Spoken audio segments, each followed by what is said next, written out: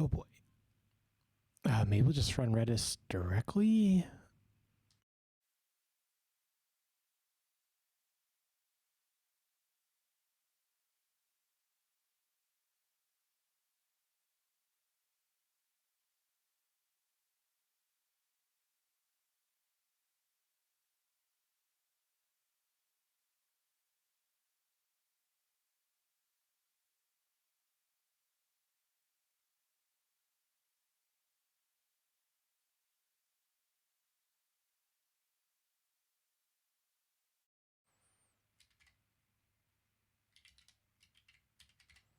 Okay, now we got Redis up.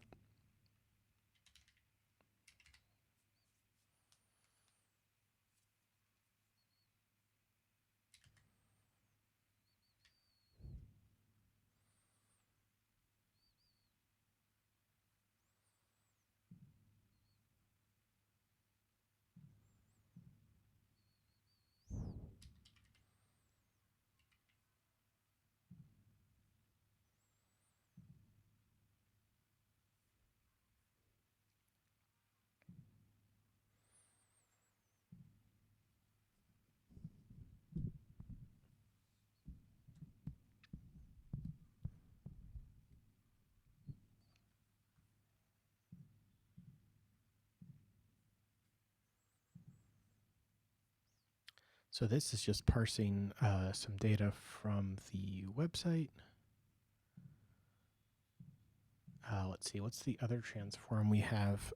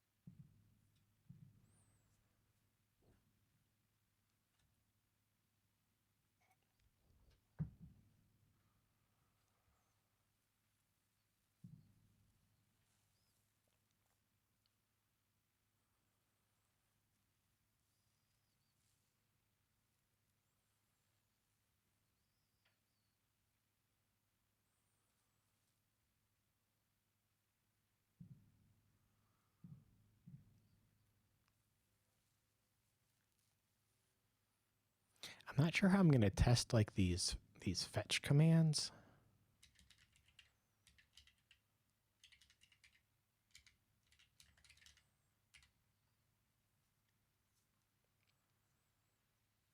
It's like they get something from a service and then store them in Redis. I mean, I guess that's the test, to show that they show up.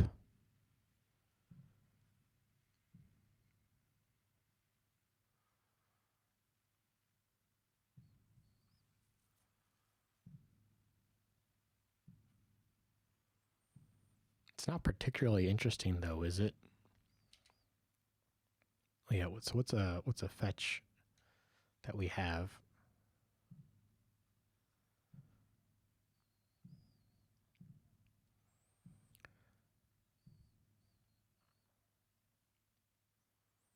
And I guess we could have like a mock logger to show that no errors were printed out.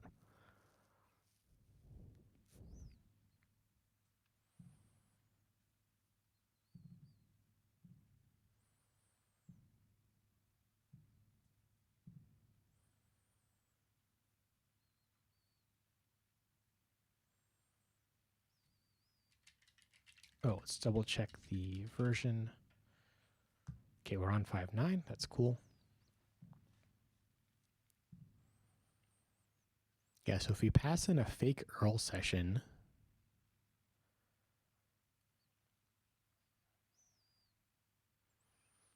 I guess that could be like a test.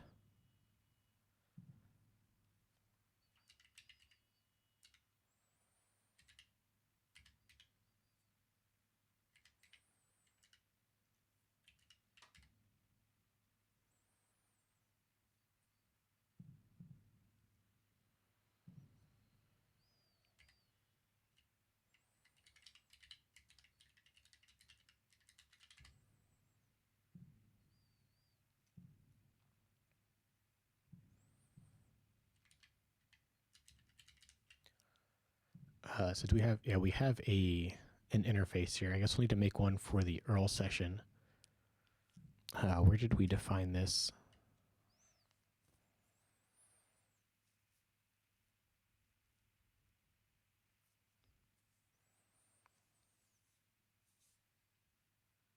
Just kind of chilling right here.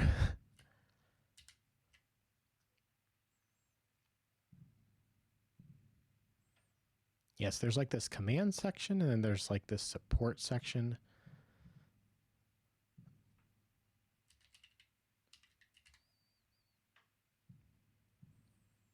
Like non-top level stuff at any rate. So I'm going to kind of put those together.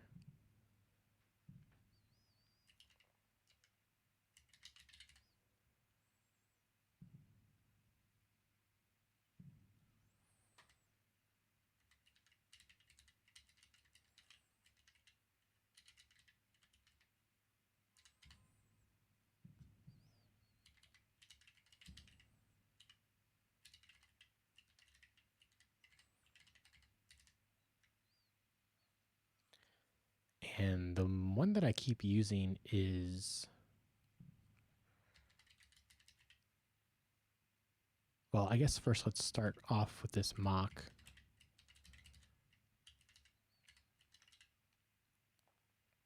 Oh, I need to import at testable, import CLI.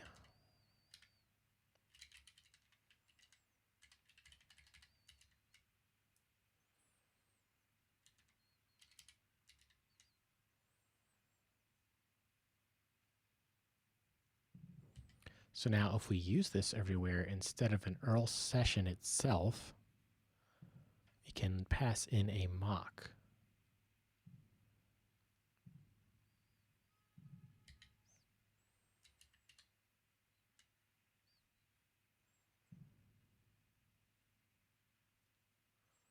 Yeah, so this we can add that conformance in. We can extend URL session.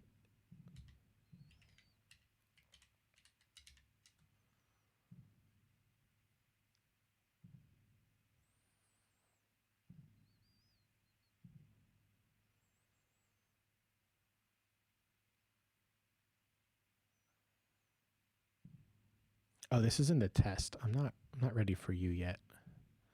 Hang on a second. Okay, so that solved this first error. Down here, we need to add this method in.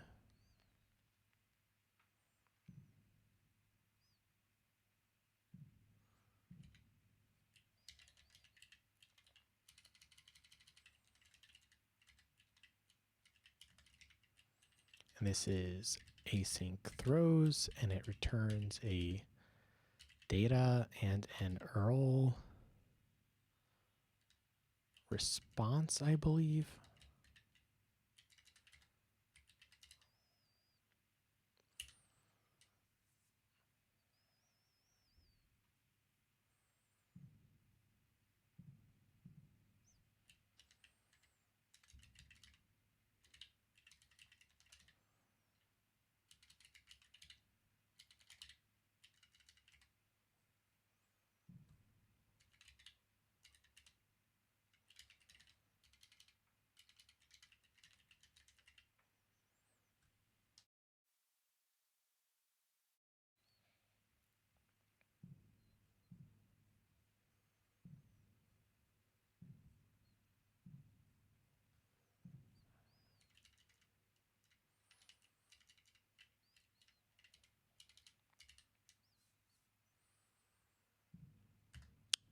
Once a return, we'll just throw not implemented yet, I guess.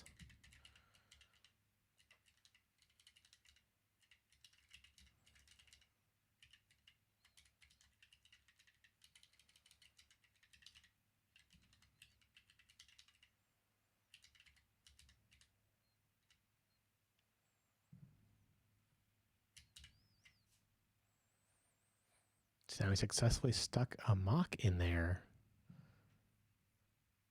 Is there anywhere else we're initializing an URL session?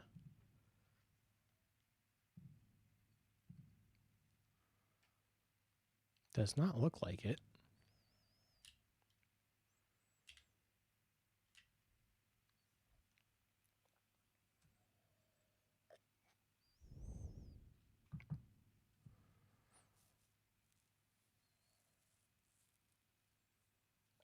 Oh, hey, dude. Didn't see you there. How's it going?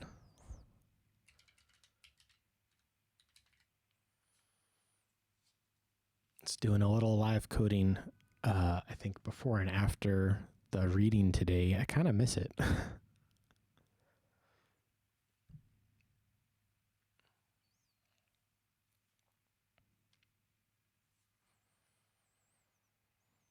And plus, I was kind of ready a little early, which was nice.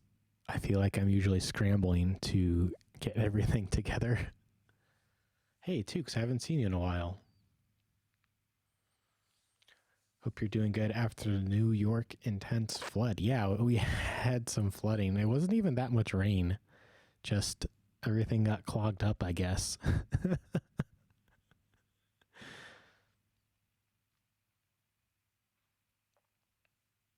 One of these days, I'll get a few min to try coding again, says Cactus. Right on.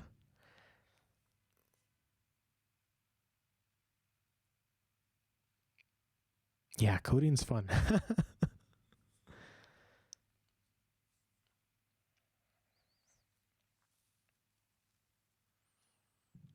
Let's see. Yeah, so we're back over at the tests. And just trying to make some assertions here. Fetch is unused. I guess what am I trying to test? I'm trying to test that it gets stored in the mock Redis. Like, it's not that exciting of a test, I guess, right?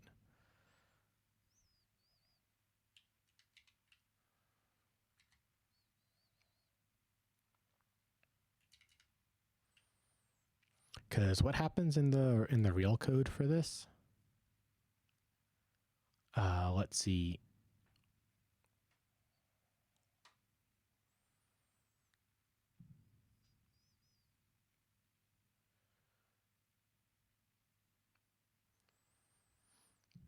I mean, we make sure that we have the key to ask the MTA for its data. We make the URL request, and then what? Are we testing at sort of at this level? Where you make like all the feeds that were requested.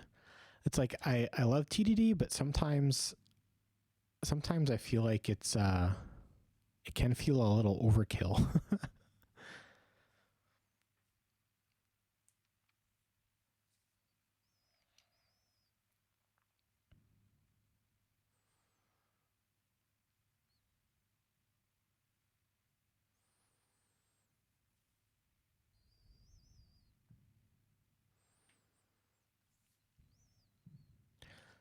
Because we're just passing a couple like values around. There's like not much logic to assert on. But let's see what we can get.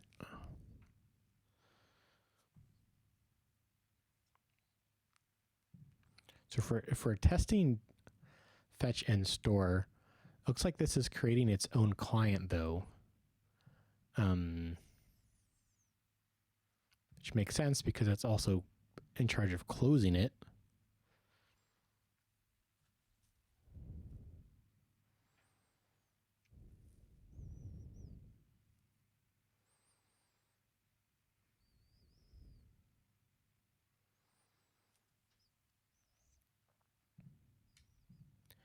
If I test just this part, which I guess is kind of where I started, I guess we can assert that the key gets added and that we get, I guess we could assert that a non-200 response throws an error.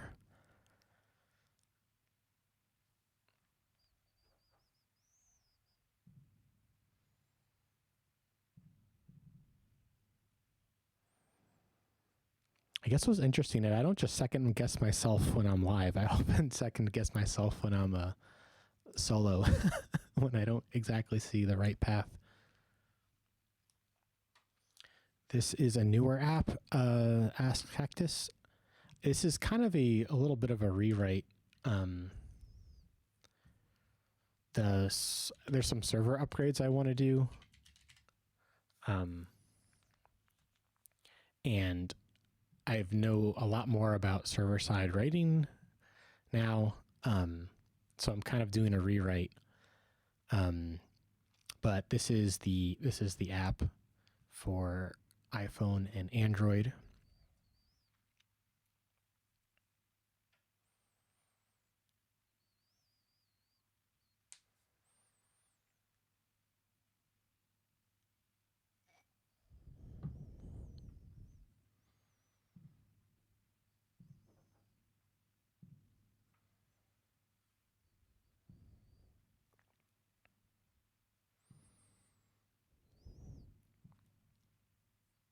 Where should we stick chat?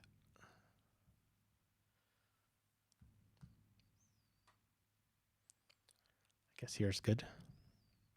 Yeah, this app I've been working on since 2016. Still working on it, still adding stuff to it, still making it better. And this all exists. And let me show you.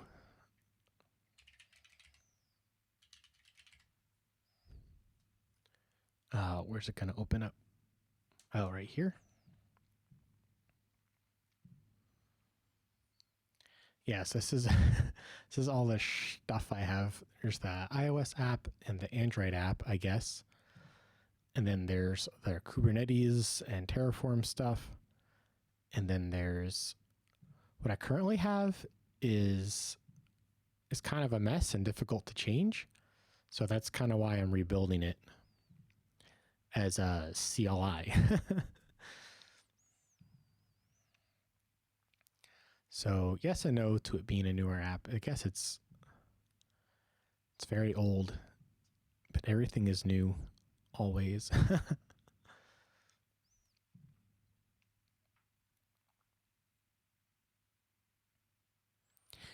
Where was I? Oh yeah, I was second guessing myself on how I wanted to unit test this. Okay, so if we say fetch and store,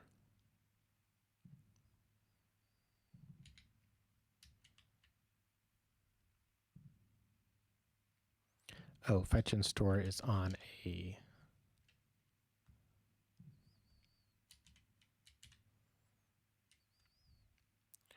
extra argument URL session.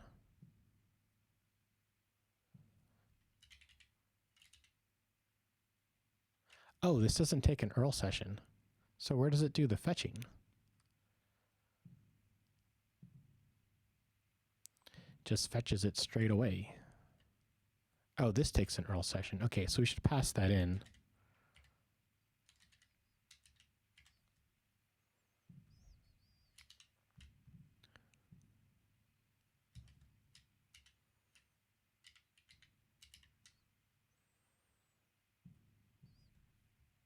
Oh yeah, this should be lowercase.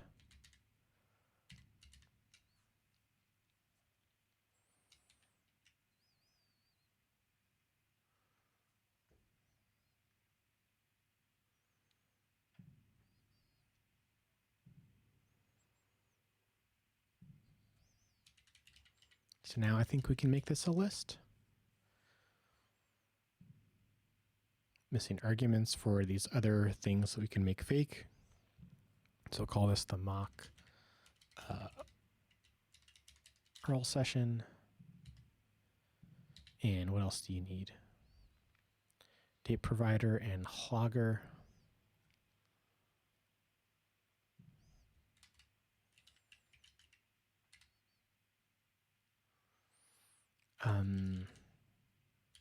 Does it matter?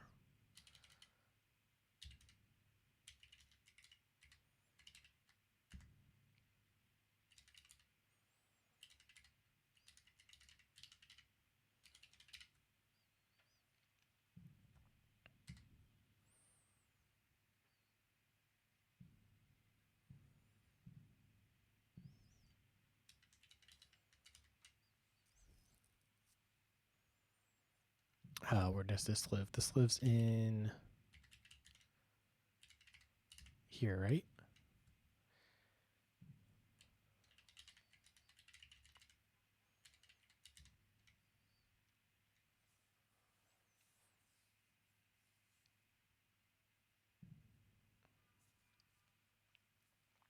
Okay, so once we make this call, we want to assert that we got the data, and also it sent it to Redis. So if we run this right now, it'll fail because right now we didn't really set up the mock URL session. Wait, it passed?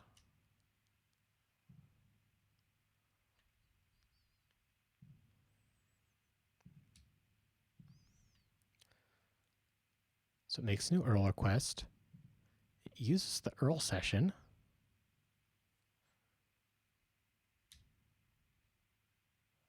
How is it not throwing?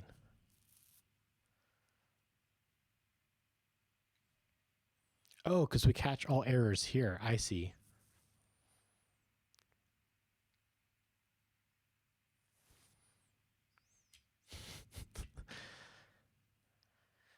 Interesting.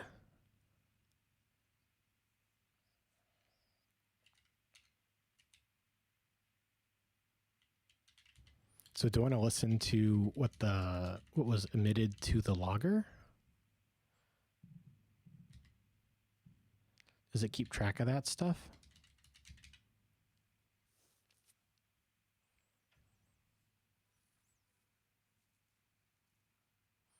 Do I want to make like a fake logger?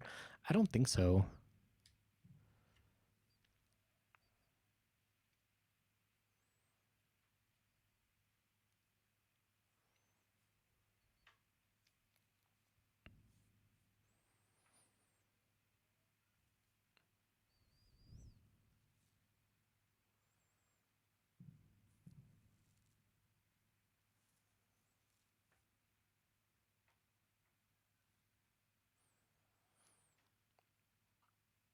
Yeah, I'm totally second guessing writing a test for this. Anyway, we're kind of saved by the bell here. It's 2 o'clock, so let's switch over to the reading for the day.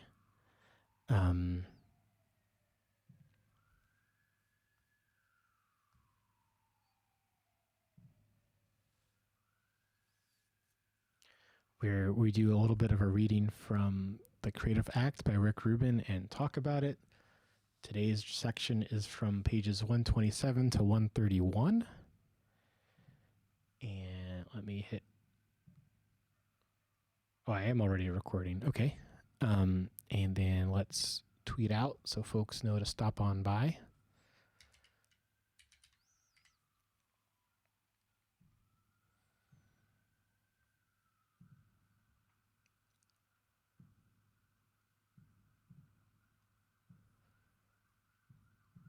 Let's say living the creative act alive now.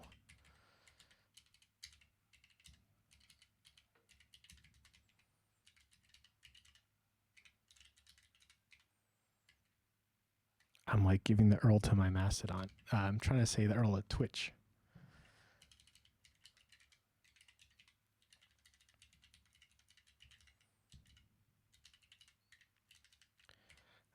Let's say reading pages 127 to 131 of the Creative Act by Rick Rubin and talking about it.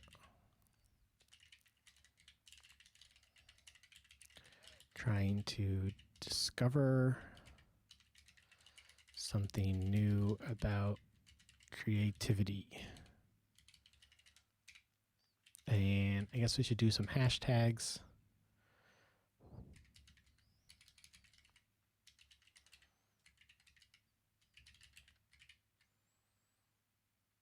I guess that's good.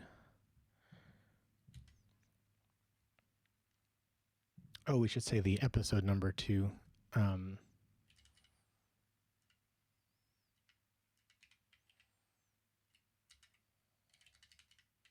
maybe up here, episode 12.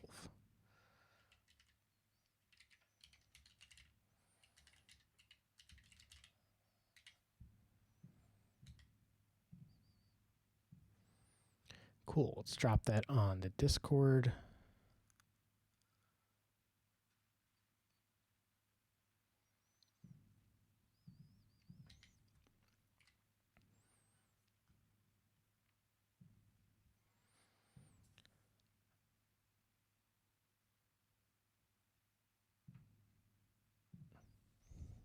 Cool. So let's do the reading. This is Living the Creative Act. I'm Full Q Developer. We do this every Sunday at 2 p.m. New York City time.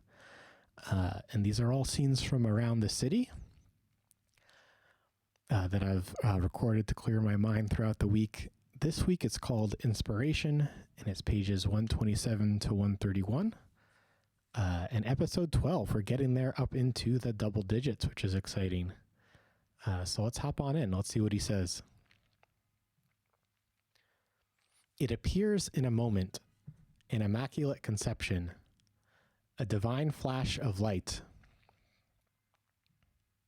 an idea that would otherwise require labor to unfold suddenly blooms in a single inhalation. What defines inspiration is the quality and quantity of the download at a speed so instantaneous it seems impossible to process. Inspiration is the rocket fuel powering our work. It is a universal conversation we yearn to be a part of. The word comes from the Latin inspirare, meaning to breathe in or blow into. For the lungs to draw in air, they must first be emptied. For the mind to draw inspiration, it wants space to welcome the new. The universe seeks balance through this absence. You are inviting energy in. The same principle applies to everything in life. If we are looking for a relationship when we're already in one, then we are full. There is no room for the new to enter, and we are unable to welcome in the relationship we want. To create space for inspiration, we might consider practices of quieting the mind, meditation, awareness, silence, contemplation, prayer, any ritual that helps us fend off distraction and papancha. Breath itself is a potent vehicle to calm our thoughts, create space, and tune in. It cannot guarantee that inspiration will come, though the vacancy may draw the muse into play. Taken more spiritually, inspiration means to breathe life into. An ancient interpretation defines it as the immediate influence of the divine. For the artist, inspiration is a breath of creative force drawn in instantly from the outside of our small selves. We can't be sure where the spark of insight originates. It's helpful to know it's not us alone.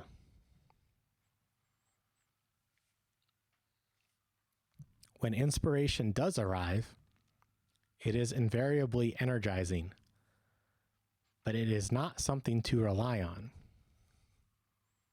An artistic life cannot be built solely around waiting. Inspiration is out of our control and can prove hard to find. Effort is required and invitations are to be extended. In its absence, we may work on other areas of the project independent of this cosmic transmission. Epiphanies are hidden in the most ordinary of moments: the casting of a shadow, the smell of a match igniting, an unusual phrase overheard or misheard. A dedication to the practice of showing up on a regular basis is the main requirement. To vary your inspiration, consider varying your inputs. Turn the sound off to watch a film. Listen to the same song on repeat. Read only the first word of each sentence in a short story. Arrange stones by size or color.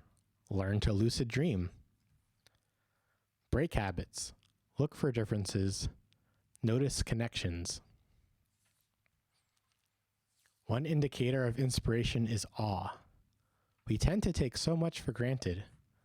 How can we move past disconnection and desensitization to the incredible wonders of nature and human engineering all around us? Most of what we see in the world holds the potential to inspire astonishment if looked at from a less jaded perspective. Train yourself to see the awe behind the obvious. Look at the world from this vantage point as often as possible. Submerge yourself. The beauty around us enriches our lives in so many ways. It is an end in itself, and it sets an example for our own work. We can aim to develop an eye for harmony and balance, as if our creations have always been here, like mountains or feathers. Ride the wave as long as it can be ridden.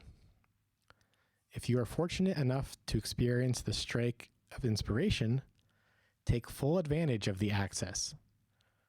Remain in the energy of this rarefied moment for as long as it lasts. When flowing, keep going. If you're a writer and you tap into a stream of ideas before bed, you may want to stay in it until dawn. If you're a musician and you've reached your goal of creating 1 or 10 songs, yet the music is still coming, capture all you can. The work yielded may not be used in the current project, but it may be of use for another time, or it may not. The task of the artist is simply to recognize the transmission and stay with it in gratitude until it truly runs its course. In terms of priority, inspiration comes first, you come next, the audience comes last. These are special moments and are to be treated with the utmost devotion. Our schedules are set aside when these fleeting moments of illumination come. Summon your strength and commit yourself on behalf of this offering, even when it arises at an inopportune time. This is the serious artist's obligation. John Lennon once advised that if you start a song, write it through to the end in that sitting. The initial inspiration has a vitality in it that can carry you through the whole piece. Don't be concerned if some of the parts are not yet all that they can be. Get through a rough draft. A full and perfect version is generally more helpful than a seemingly perfect fragment. When an idea forms or a hook is written, we may feel that we've cracked the code and the rest will take care of itself. If we step away and let the initial spark fade, we may return to find it's not so easy to rekindle. Think of inspiration as a force not immune to the laws of entropy.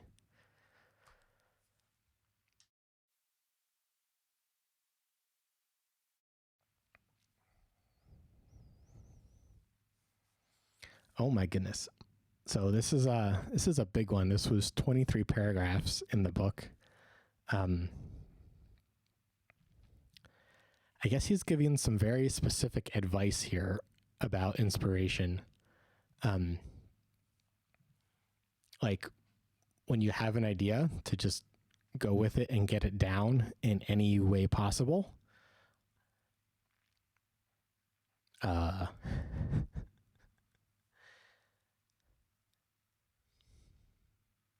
Oh, thanks so much for the follow, the Randy Construct. Welcome to the stream.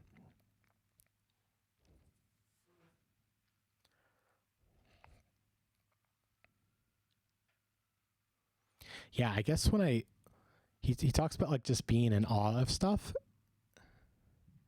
and that's certainly something that, I mean, I'm currently actively doing at least once a week, sometimes more, to capture the background video for these, right? Just chilling out and sitting and not really thinking of anything in particular, which, I don't know, I thought I was doing something wrong, but According to him, I'm doing it right. I'm just chilling out. The beauty around us enriches our lives in so many ways. It is an end in and of itself, it says. He says,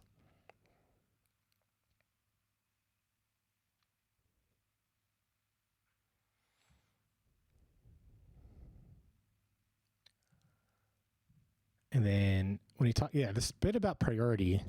So I don't know, maybe you've seen this already, but there's a jazz conductor who just gave a jazz concert and he's answering questions. And someone asks, who is jazz for? Is it for the audience or for the musician? And the conductor says, jazz is always for the listener, but the musician is the first listener. Like if, the way I take that is like, if you don't like what you're making, that's tragic. And it's, I guess, the opposite of the customer is always right, right? As a creator, I'm not the I'm not the customer. I'm the product, so to speak. As an employee, I'm not the customer either. And I feel like a lot of employment tends to be around like, what's the maximum annoying shit I can endure and still make the customer happy. I'm kind of tired of that. I want to be happy.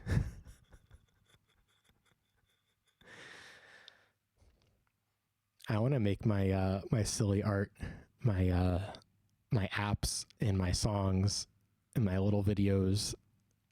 I want to be happy. What's the importance of making the customer happy anyway?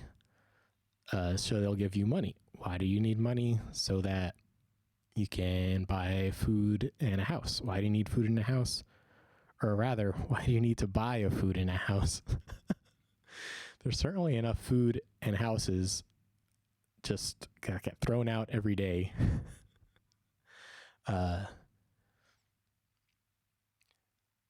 Yeah. I feel like there's a larger problem there. If I didn't have to work, I would get so much more done.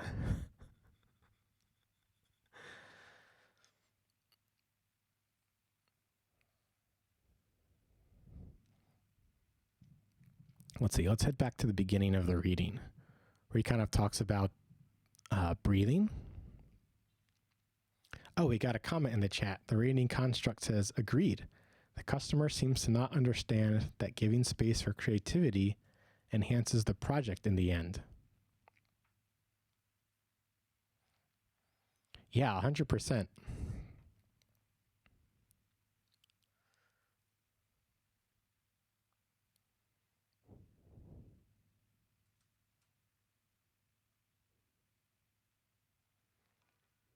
Yeah, I have so much more I could offer to a client or to an employer.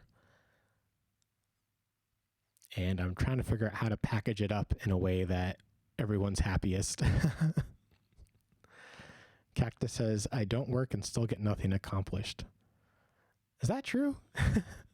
That's not what you told me. Or from what you tell me other times, it sounds like you do get a bunch of stuff done. So I feel like maybe I'm not understanding what you're saying right now.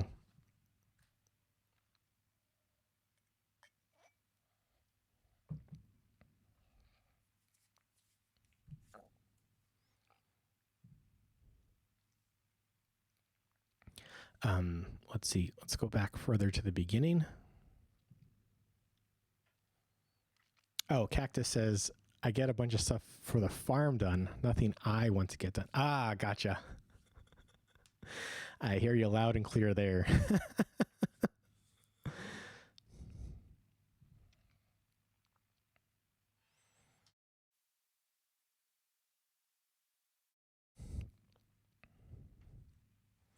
loud and clear for sure.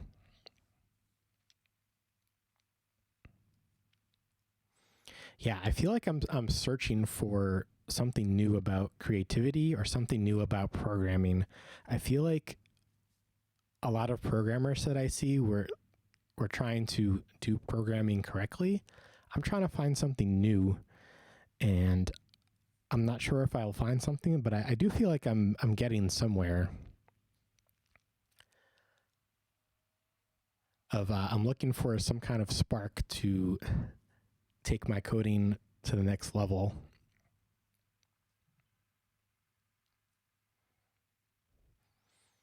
And yeah, I've been doing a lot of listening.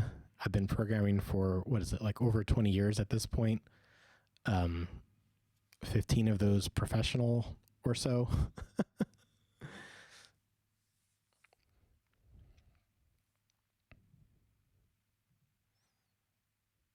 So he talks about being empty and being ready. And he's talking about like meditate or be in silence. I guess what I do is I go and sit for an hour with a camera and check out a landscape around the city. I don't know what papancha is though, but I think we can kind of infer what it means. He talks about breath again, which is a popular way to meditate.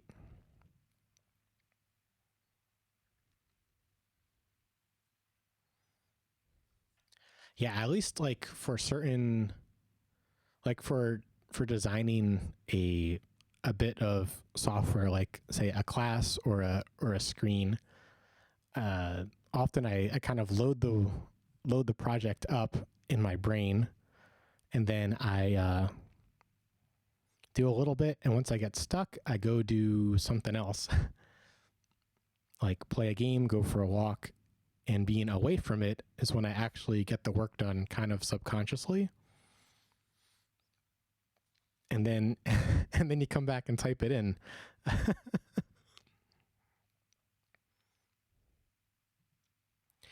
And yeah, I feel like a lot of employment doesn't really work that way, right? It can feel a lot like doing something monotonous over and over.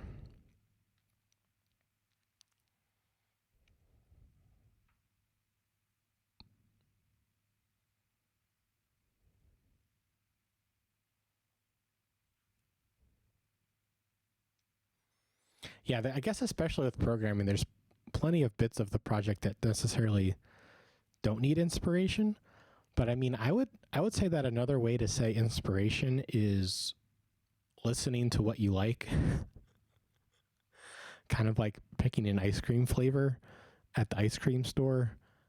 It's being inspired to choose strawberry. Like that's the inspiration for today. Like it doesn't have to be necessarily this big grandiose concept like he's talking about. I feel like what we were talking about before about creativity and making things, having space for creativity,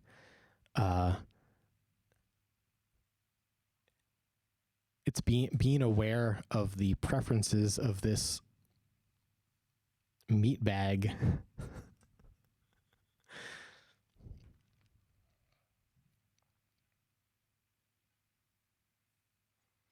I like how he says misheard here, though. Epiphanies are often hidden in the most ordinary moments of like mishearing things, and I get actually a lot of new ideas that way too.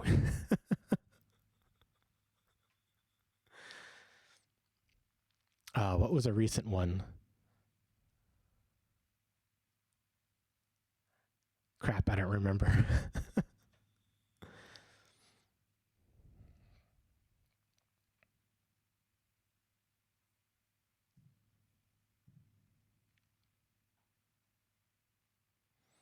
So this part is interesting. He's saying if you want different kinds of inspiration, like do different kinds of things. Oh, we got a comment in the chat. The Randy Construct says, perhaps the balance is a company still needing us to be that cog in the system, but give us the space to be creative with certain aspects as well. Unfortunately, I don't think many managers understand this desire we have. I love how you say it. This desire we have, uh, because I guess that reminds me of in anthropology, like not every person in the world throughout time wore clothes, right? Just some places were just too hot, or just like not everybody wore clothes. But one thing that was universal is every people group everywhere decorated their bodies in some way. There is, I guess some would say, that innate desire to express on our body of who we are and what we value. And I think that's so fascinating.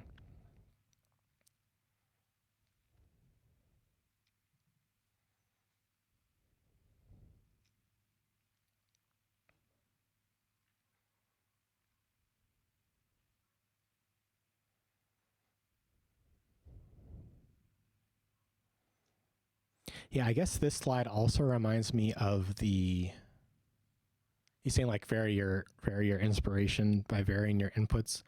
There's that deck of cards by Brian Eno called Oblique Strategies, um,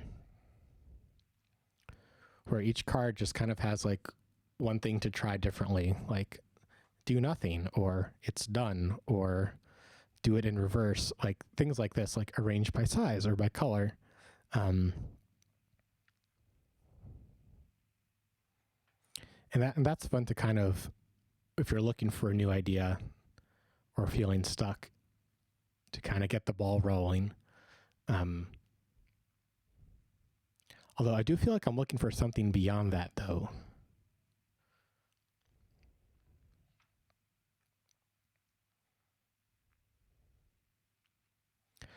Break habits. Okay.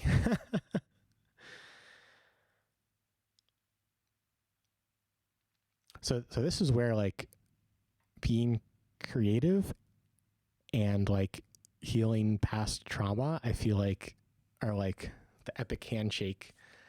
Because I feel like understanding like why you made a creative choice is very similar to understanding like why I reacted a certain way in the present because of something that happened in the past. And yes, I make all kinds of connections across all different things I'm interested in. Like I make music, I make apps in many different languages. As far as programming languages go, like I'm a beginner in a lot of fields. I just started editing video. I'm like a new videographer, I guess, and I love it. I love being new, and that helps make connections across different things. One thing that makes me sad is I feel like a lot of communities are kind of closed off to new people. Like they're very quick to disregard a new person asking a silly question. And I wish that there were more like good beginner guides to more things. Because I feel like just being a beginner in all kinds of things has been, at least for me, for my journey, has been, I would say, helpful.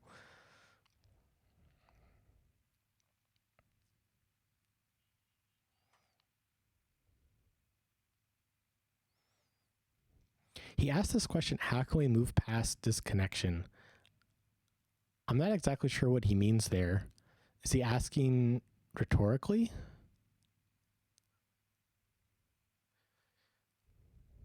I think he's asking rhetorically, how can we move past disconnection? I think he's like basically like commanding, like, don't be desensitized to the incredible wonders of nature and human engineering. As someone who lives in the big city, I do appreciate that he highlights human engineering as part of something to be incredible about, as we're animals too, or something like that.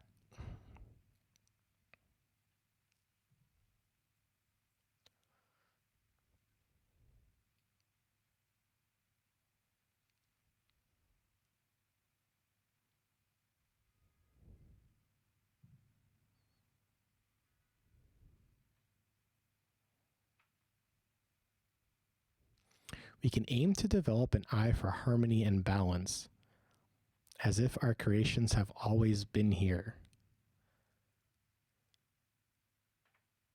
Yeah, I think that's something I value too.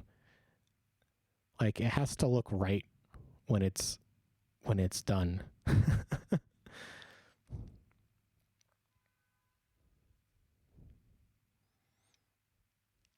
I guess I'm trying yet again something new. I'm putting my face up on the top right of the screen. And I still haven't found exactly what the right place to put my face is on this. I'm looking for it though.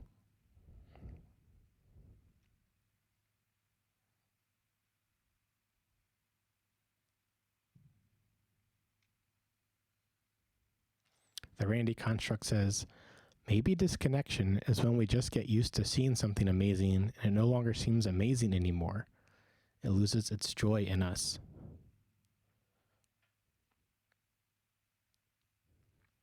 Yeah, that can certainly happen. You see that in relationships or people being in the same city too long. I made a post last week how I still feel like I'm a tourist here in New York City, even though I've lived here for, 16 years or so now. I still love just looking at everything.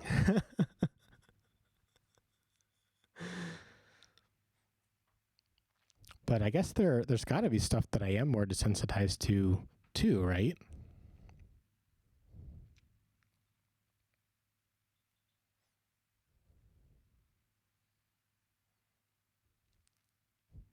Or to put it a different way, to focus in on one thing means like focusing out on another. Like, some people do just get really good at playing guitar, right? Some people do just get really good at sales, I guess, as, or marketing.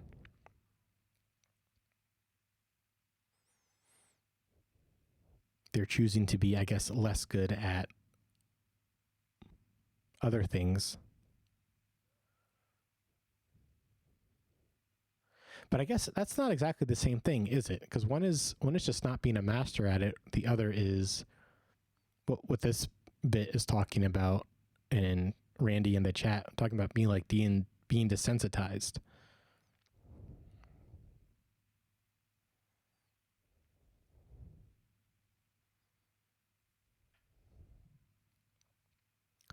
Let's read that bit again. Most of what we see in the world holds the potential to inspire astonishment if looked at from a less jaded perspective.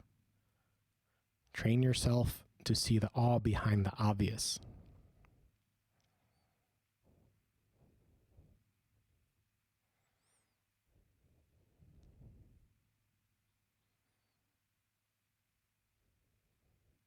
Yeah, if I see the same thing too many times, I tend to start to feel stuck or trapped. And I think that's why movement, like there's the movement of the water in this one and the movement of the dock kind of rocking up and down. There's not much cloud movement. I mean, the clouds are moving, but can't really see it that well in this one. This is deep stuff, says the Randy construct. Yeah.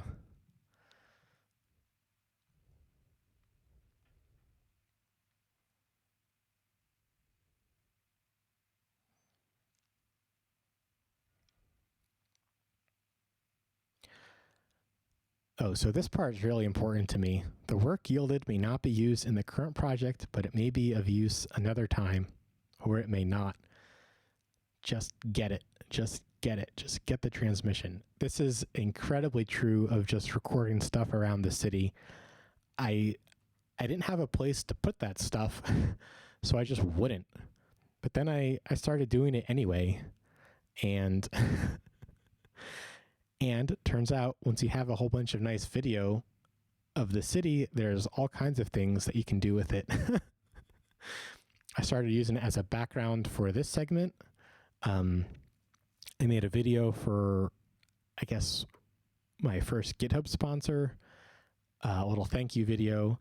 I started a new TikTok channel just about kind of 1-minute versions of these backdrops. Because I guess on TikTok everything is like very fast paced, so to have something like completely still like this, I thought would be fun. So yeah, if you have an idea, like write it down or do something with it. 100%.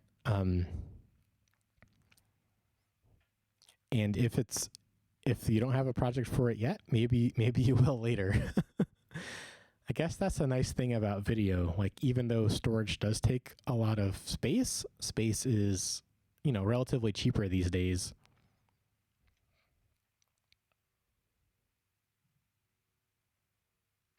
Okay, yeah, we talked about the priority of the inspiration first and the audience last. Yeah,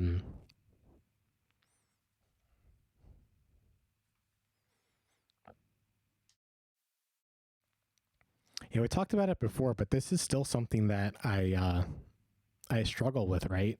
Like, I have a few social media projects, and yeah, I do want people to see them and like them.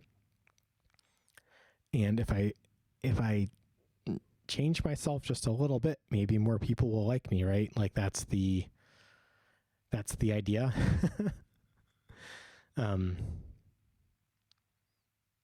But that's not what I want to be famous for. I'm trying to find something new. And hopefully that'll get recognition. But I mean, typically that doesn't get recognition. The first person to find something usually doesn't get much credit.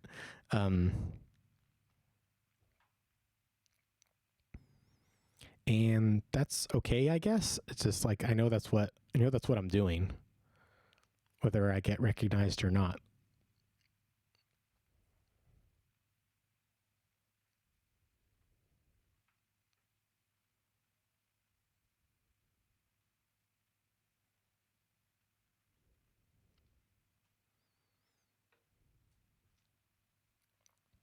So when getting a new idea, he says these are special moments and are to be treated with utmost devotion.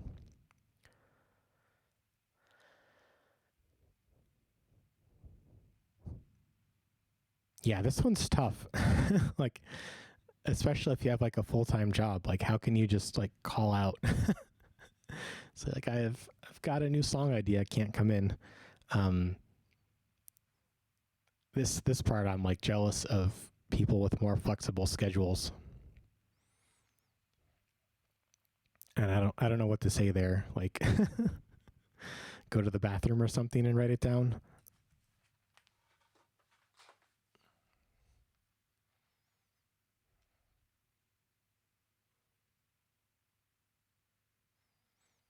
Even as our job struggles to take all our time, find a way to keep some of that time.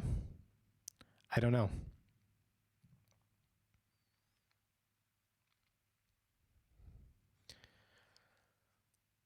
Yeah, so then this part about like going all the way through with the idea, on John Lennon's advice, I'm not as good at this as I would like to be. Maybe around 75% of the way through, I kind of fizzle out and don't get the last bit written down often, is what it feels like sometimes.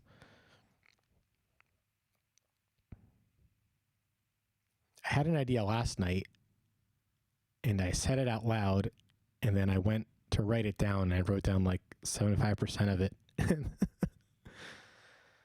What happened? I just needed a break, I think. It was a lot.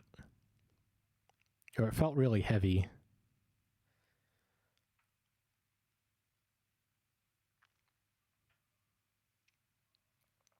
And I guess I'm okay. I think I'm okay with that. Like, I'm looking for something new, so I'll find it again, or I'll find the thing beyond this thing.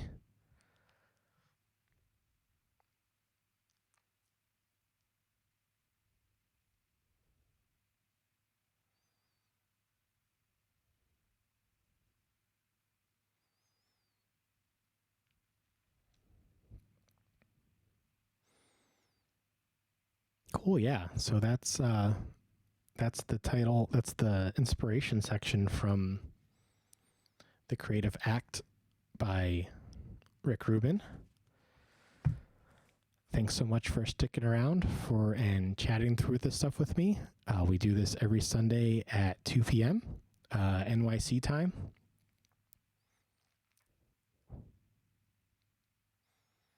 And I'm going to hang out for about another hour or so. Probably going to do some coding, or if folks want to chat about this a little bit longer, that's cool too.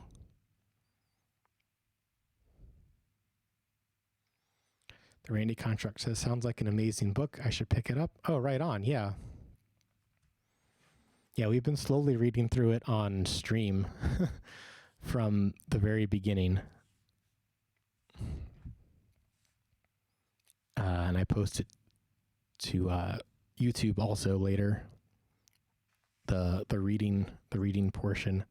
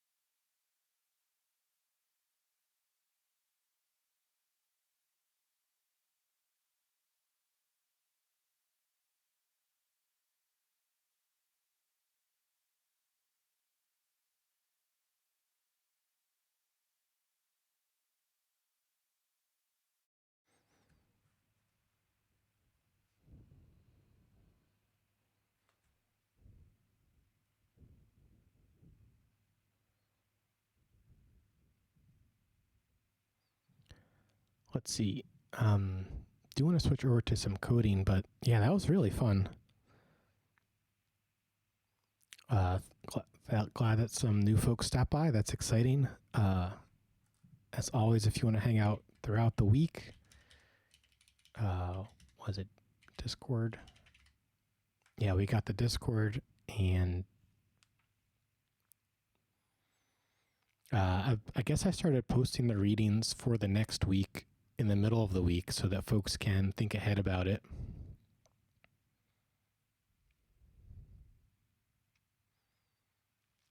The Randy Construct says, I'm big on understanding different personality types. I wonder if some developers are just fine with being the cog, writing the logic, and calling it a day, where others like you and I need more to be fulfilled. Yeah, for sure. And that was a big surprise to me. I thought, doesn't everybody have a good idea and they want to share it? And I'm not convinced that that's wrong yet, but I guess not everyone is there at the moment. which is fine. There's plenty to do. There's plenty to do in this world. To fix everything and move us to a better world. Make this world better is how I want to say it.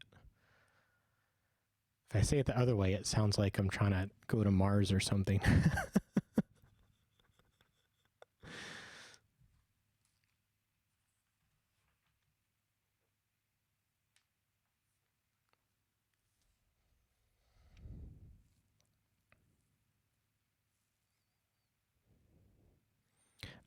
What kind of programming do you do, Randy Construct?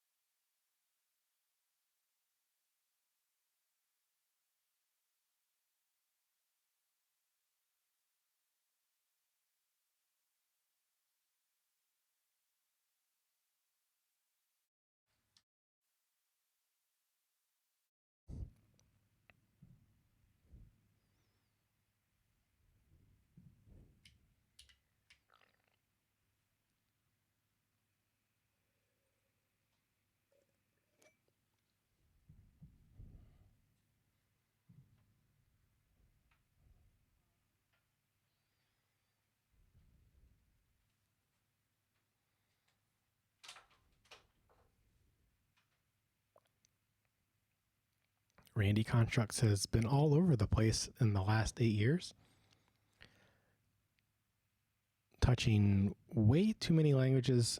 I never felt like I dug deep into anything. So right now I am learning iOS and Swift. Oh, hey, that's me. Learning iOS and Swift development and embracing that as my creative space to go deep in. Oh, I love that.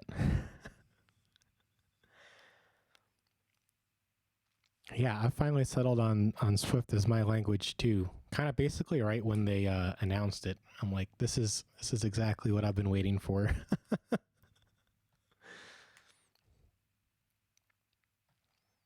Yeah, I've got a bunch of open source Swift stuff up on my GitHub as well.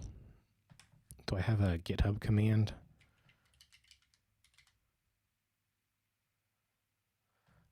Looks like I don't, but I think I have it linked on my About.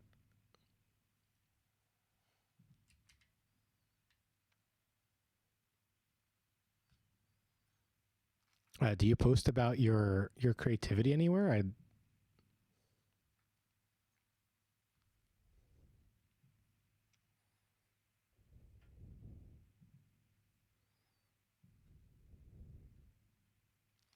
What caused me to land on Swift? A few things. It doesn't have a VM. So I guess I used to do a lot of Java programming, and there's a lot of JVM languages. And I guess I wanted something fresh without all the baggage of the JVM. It had nice, clean syntax. It was fast. You can use it for like systems level programming. I can really express myself in it. It really matches like how my brain thinks about code.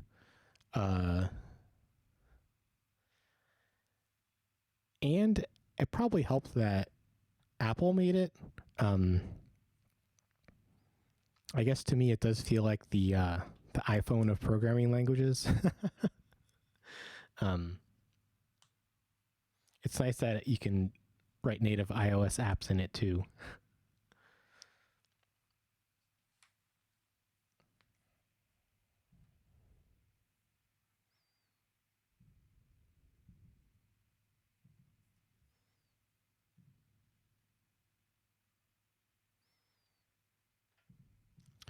Randy says, yeah, it just feels like a more creative space to work. Right on. Yeah, I've had a lot of fun with Swift.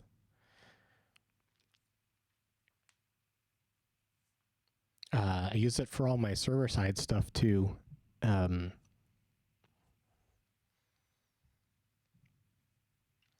I just got tired of Ruby and Rails and not having a types system.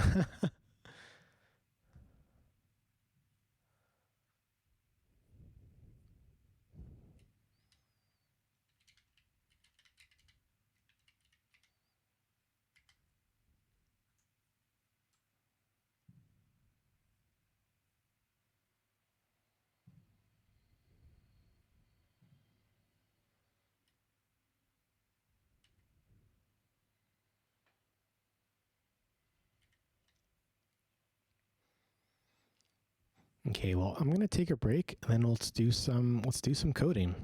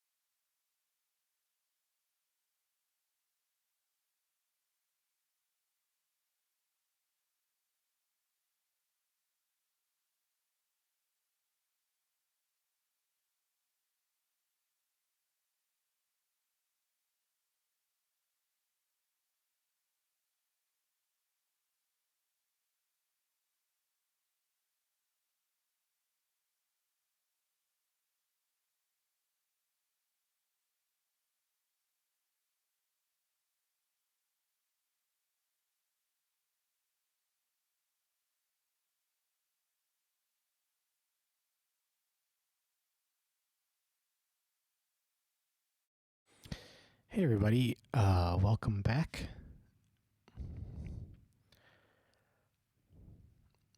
Let's switch back over to some programming. Let's see, where do I want to put this? I guess here is fine.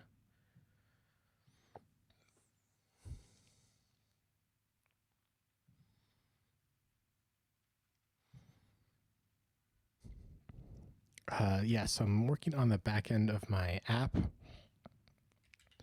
in the application store. It's available for both iOS and Android. And this is the kind of rewriting the back end to, what's the word? The back end that gets the data from the MTA, which is the organization that runs the subway here. So we get data from the MTA, a couple different feeds, and we kind of merge them together to make the main feed for the app that's used by the iPhone and Android app. And I should make sure that the stream title is correct.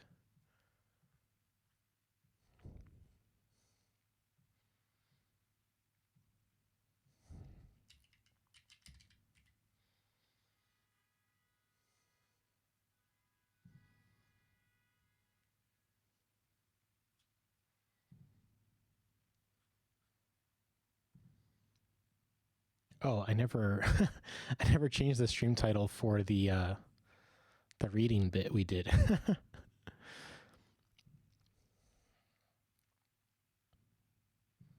Okay, so that means that the stream title's still correct.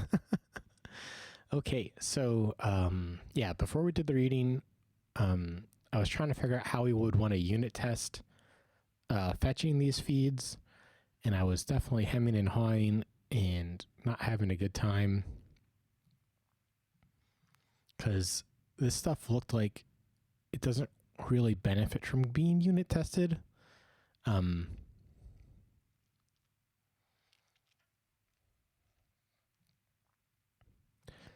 Especially since this passes, like it just exports stuff to a logger, like any errors here, which is good because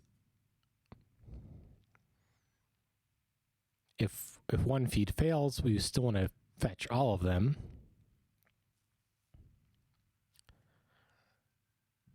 However, it does make testing a little bit more difficult. We need to like make a logger interface. I wonder if there's like a Swift mocking library that we could leverage to do this stuff with.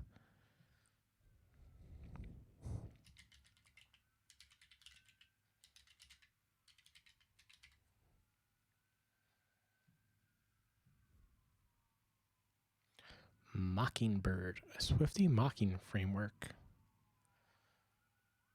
Looks like it's been a moment since they released anything.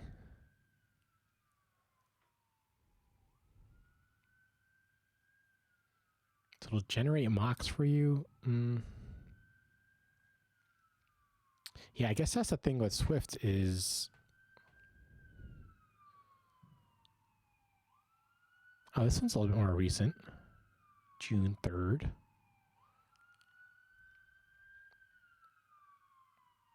Mock your Swift objects. Okay, I want to kind of... I really don't want to write a mock logger. But I guess I will if I have to.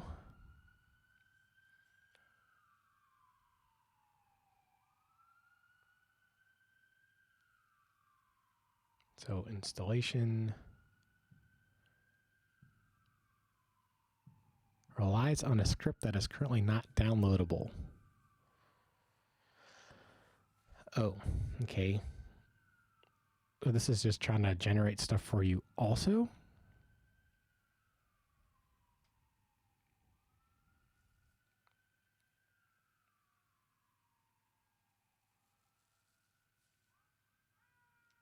This isn't really helping me do the stuff that I want to do.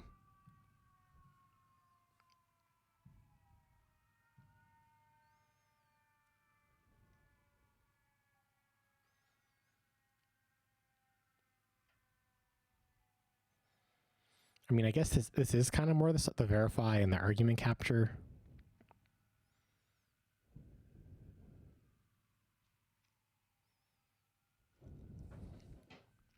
Am I going to write my own mocking framework?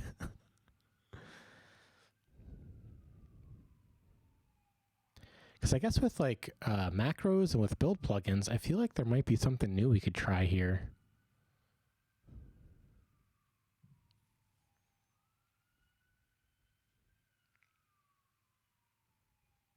This is also fairly recent. The Great Rename.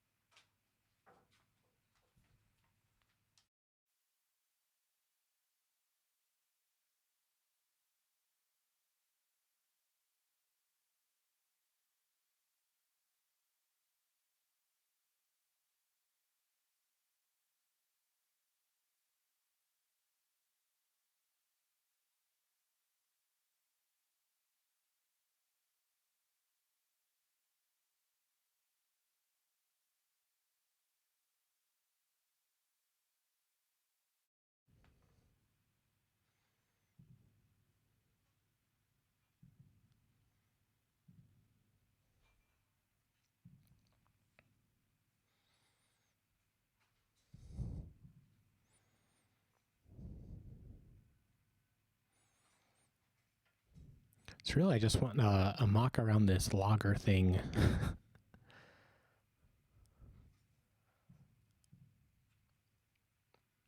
So it's going to be like, we're going to collect a whole bunch of stuff on it, I guess.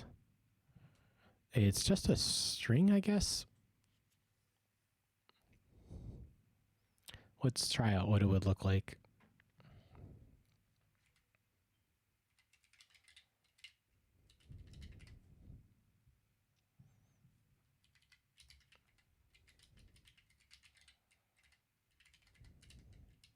I guess we also need like a logger interface.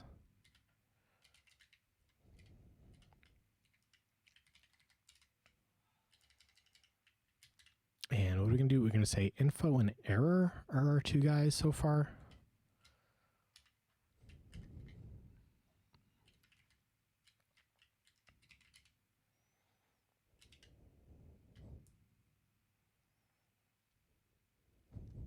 But those are equivalent to logger.log, right?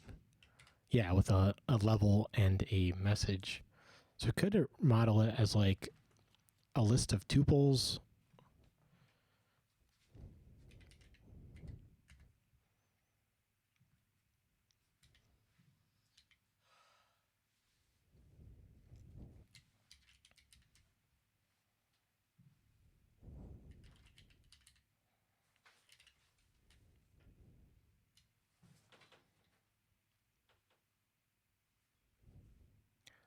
I guess that makes it like heavily dependent on these types. I guess that's okay.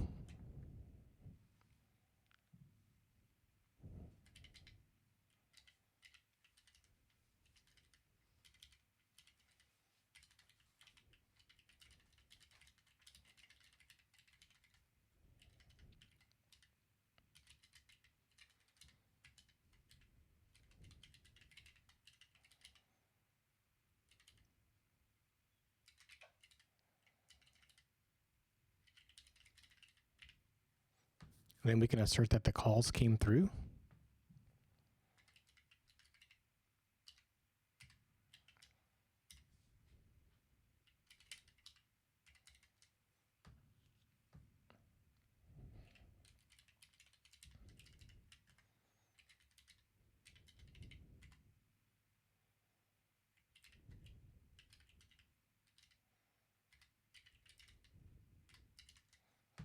Yeah, I guess generating this would be nice.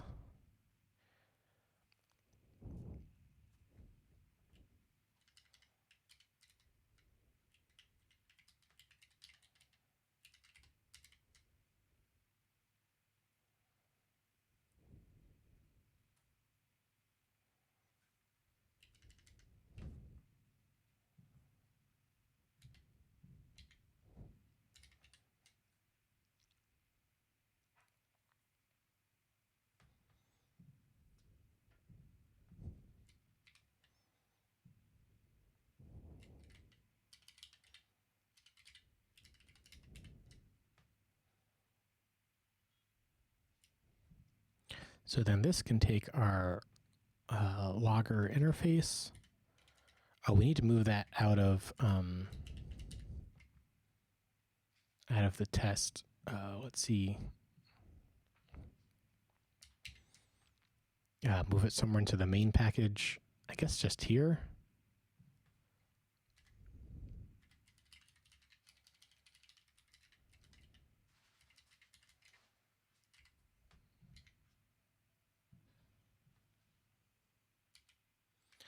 Randy Construct asked, was your Java experience mostly in the backend as well?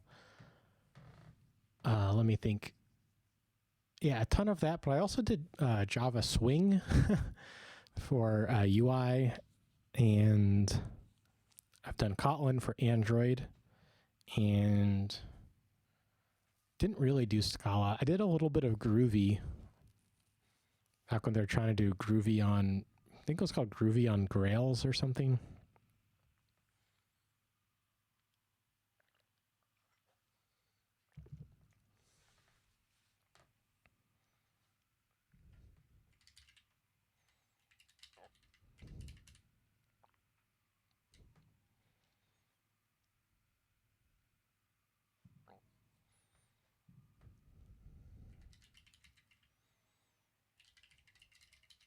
And then we'll import the main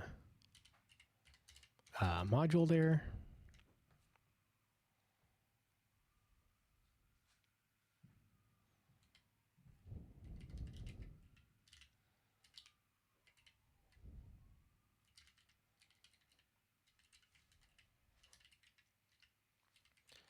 And we can write little helpers on this mock for the different levels.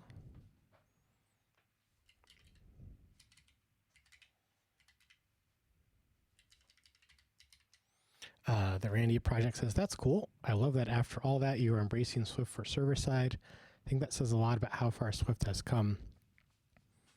Yeah, Swift is, I really like it.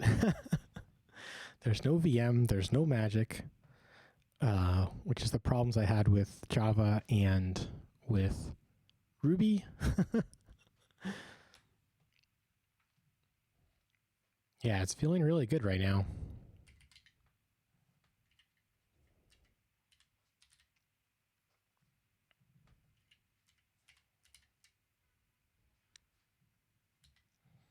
And I guess let's add error.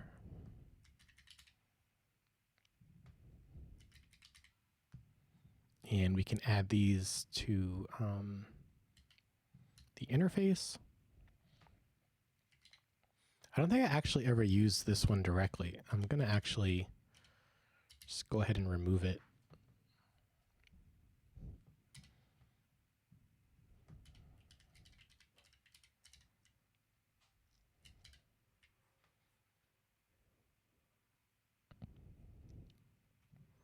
Yeah, the two projects for Swift on the server are vapor.codes. This is the big one, but there's a little upstart called Hummingbird that's caught my eye. And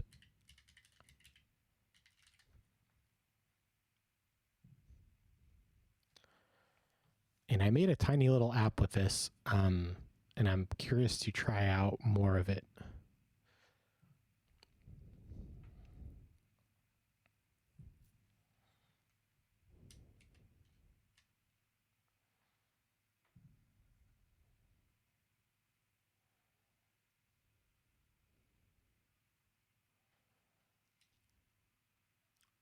Oh, that's just the interface. We should take off that, do this.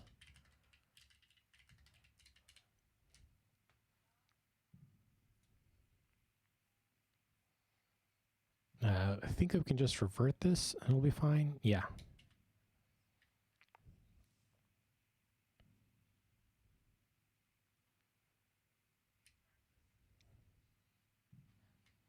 So then I guess this thing, which takes a logger to close, I'll let it pass, change the interface there.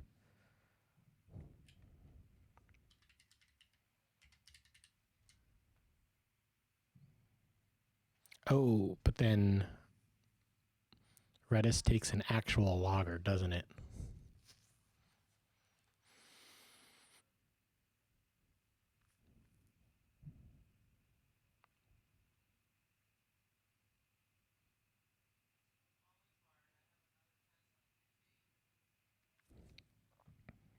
that does throw a huge wrench into things. This takes a real logger. It's not expecting us to do something silly like mock out a logger. Is there a way to test logger output? I mean, I need to test that an error gets logged is what I'm trying to do. Logger Swift assert output.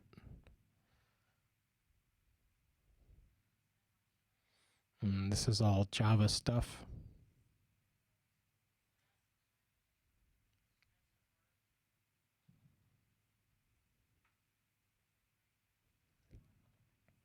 This is like, what is a logger? I know that.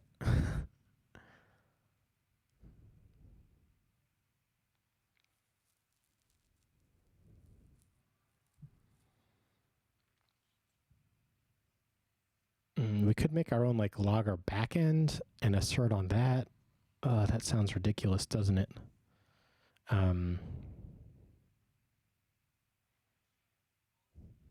Yeah, I mean, that's why just like fetching from the server and storing it in Redis, I didn't have a unit test around this.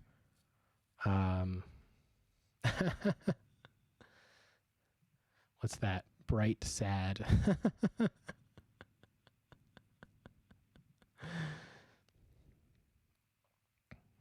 Okay, let's test something useful like the transform.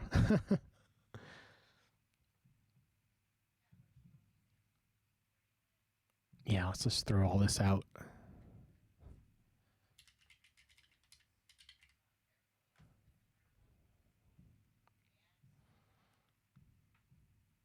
Did we do anything here that I liked?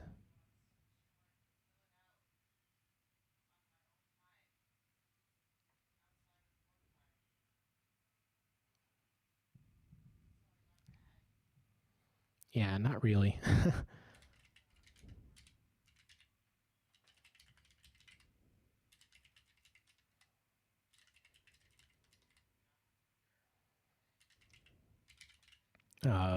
Go away. Go away.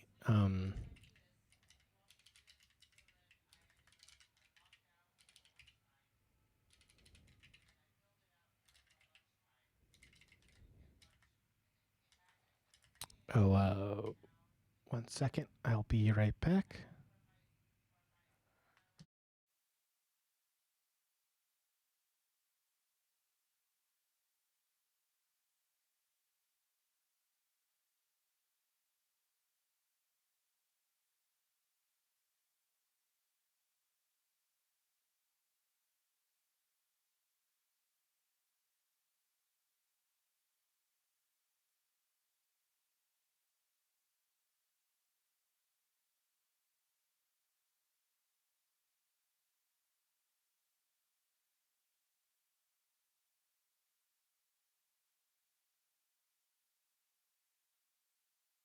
Okay, so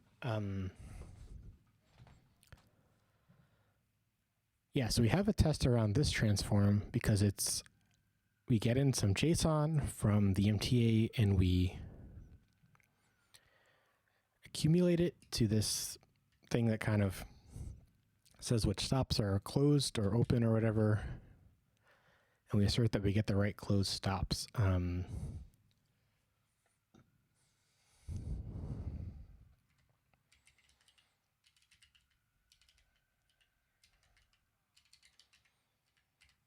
Now, the next transform that I started was the escalator and elevator. Yeah, we could write a test around this.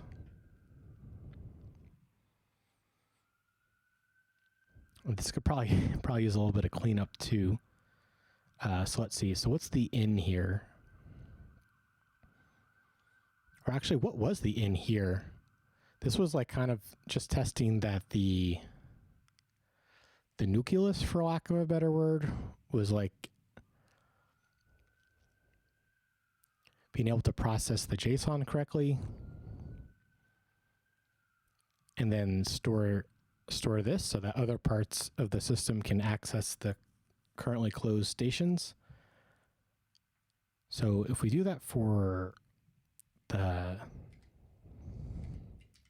escalator and elevator,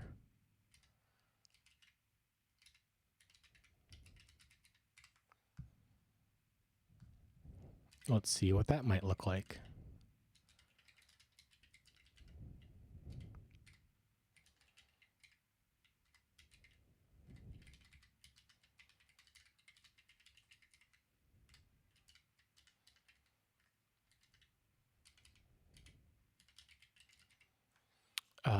Let's see.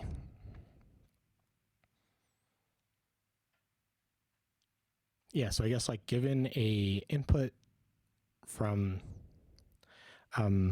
yeah, I guess just a little architecture thing again, like the fetchers kind of fetch stuff like asynchronously and store it in Redis. And then the transforms come through and they interpret all that stuff into kind of usable data for the rest of the system. And then the rest of the system comes along and creates the main feed. So it's kind of this asynchronous multi-tier little situation. Just in case one part fails, we're still getting the latest data from the other parts of the system that have not yet crashed.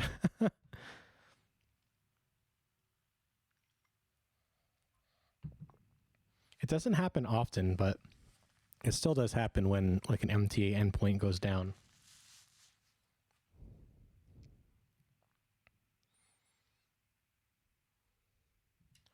Let's see. So let's close some tabs.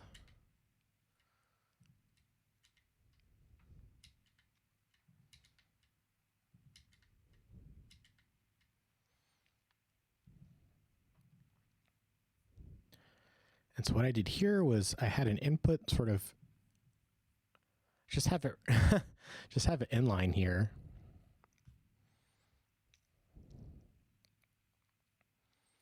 And I really liked how this one turned out. So how can I do this one again?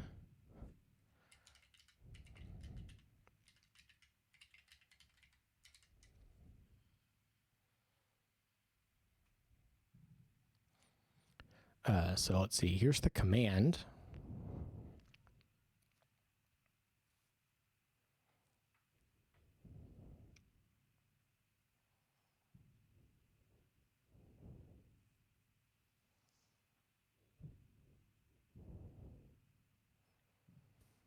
And we give it some, is this a string or a data?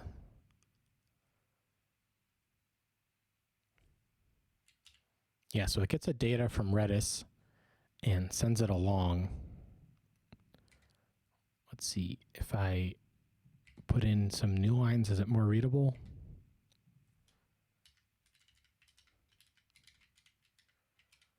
Kinda. It's getting 3 feeds from Redis. I wonder if we could get those all at once. The upcoming alerts, the current alerts, and the latest equipments that we've downloaded.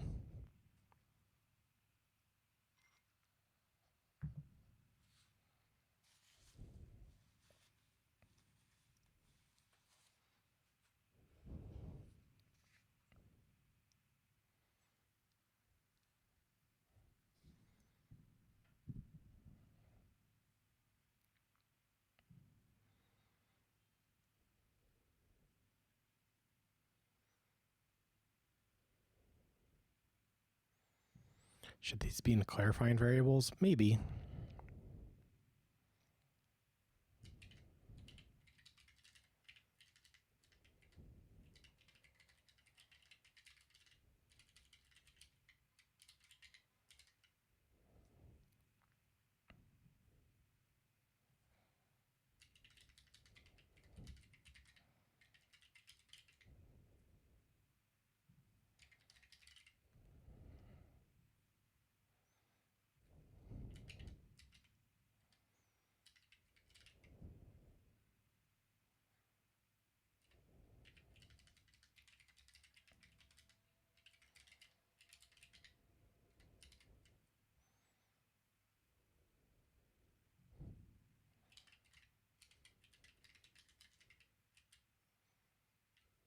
And then we need the little async words at the beginning.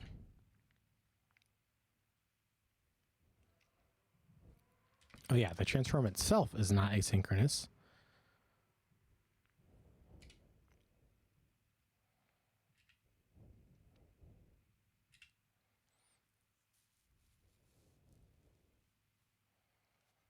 And then we store it. So I guess what we want to test is, I guess, just this main transform here. So we'll need, I guess, 3 samples and pass those along.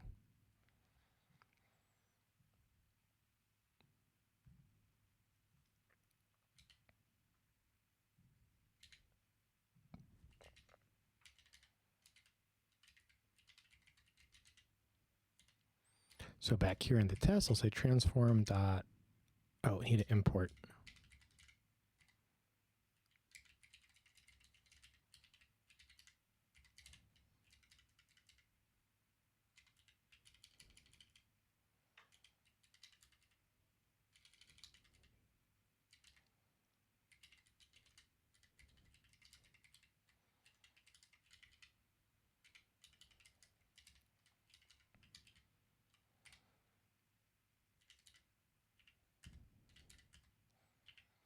I guess we could do the easy test of if we pass in all nil, we get the empty list, right?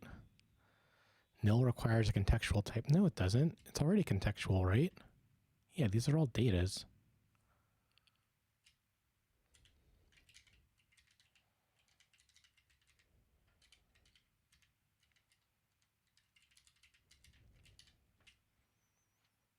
So this should be the empty list.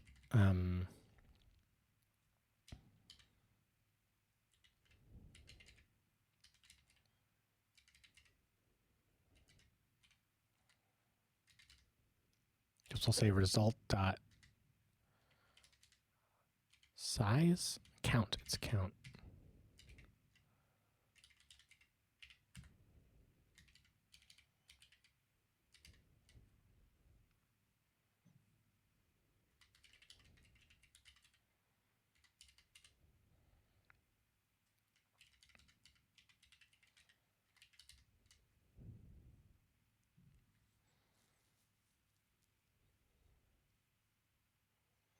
Yeah, so that was the simple one. Now let's do the next one. Or I guess we should rename this.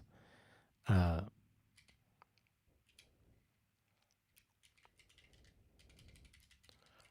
nil data results in the empty list.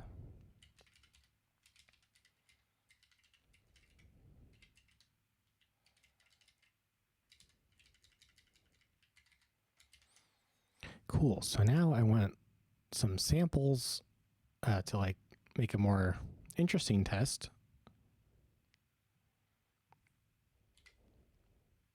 Data results in list instead of nil data results in empty list. Let's see, do I have a sample lying around that I can use?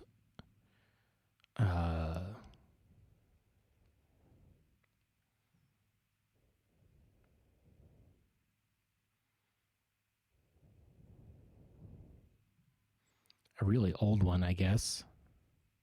No, these don't even have the escalator and elevator alerts. Oh, this one does. I feel like I should get a new one, though. So to get a new one...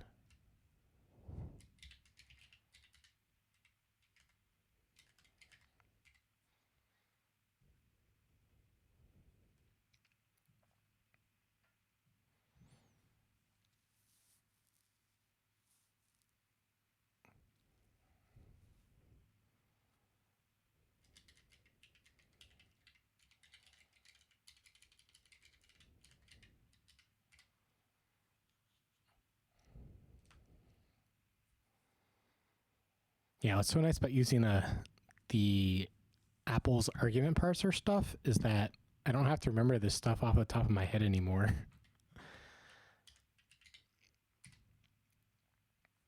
The CLI actually feels like a real CLI instead of a bunch of stuff I grouped together.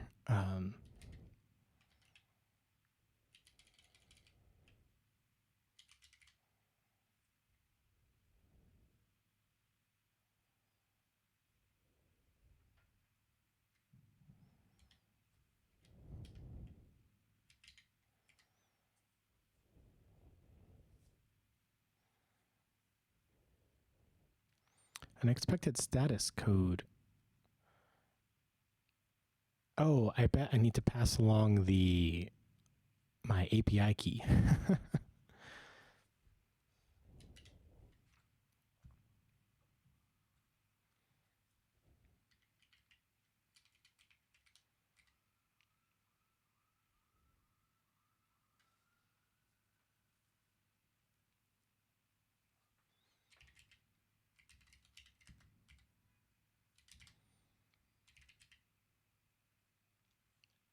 Where did I store it?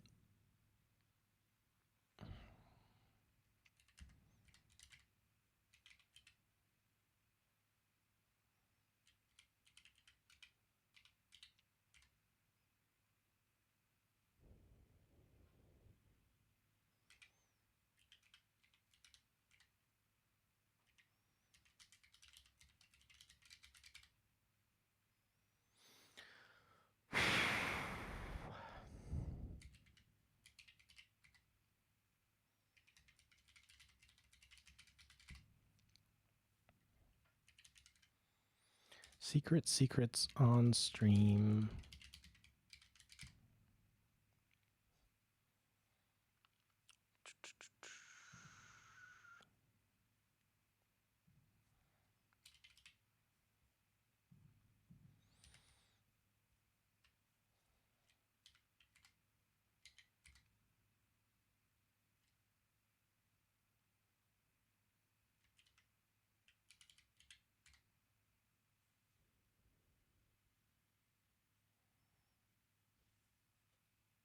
How am I going to do this?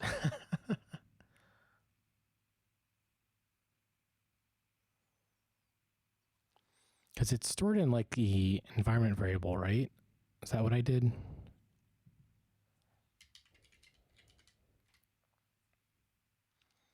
Yeah, it's trying to get the MTA key out of here, and it can't find it. I'm a little surprised that we didn't get an error saying that it's missing. If I echo it, do I see it? I don't. So why did this throw not happen?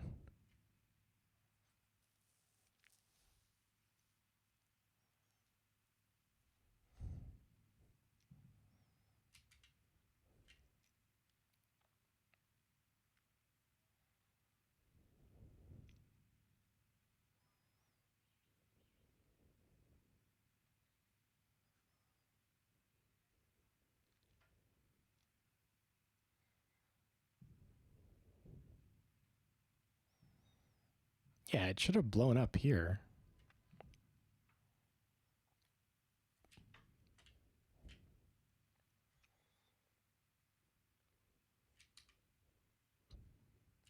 I don't want to accidentally print it out the stream.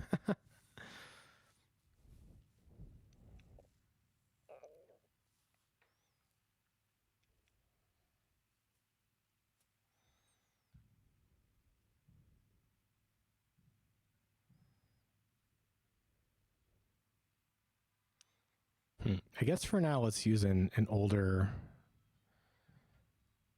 Let's use these three.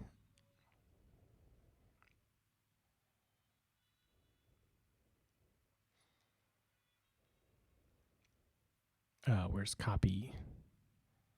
Copy path? No, I want to copy them like copy.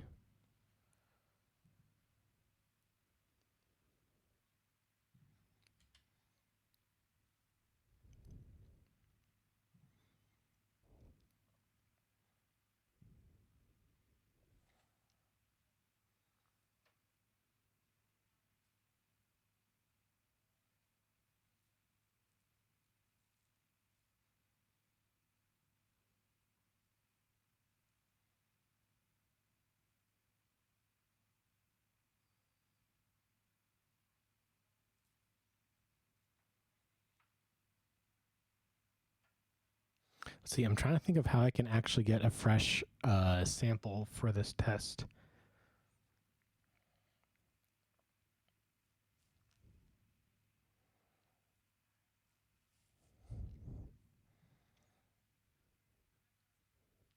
Well, one thing at a time, as they say. I'll start with an old one.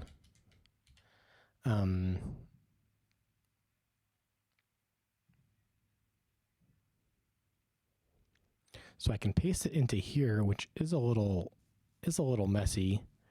It would be cool to use the resources. I'm gonna try that.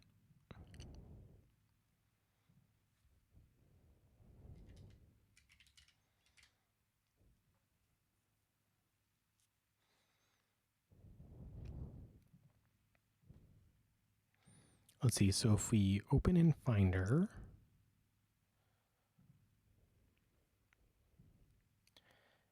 and then we have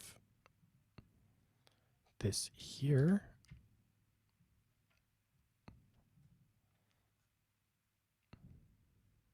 And then we option drag them over.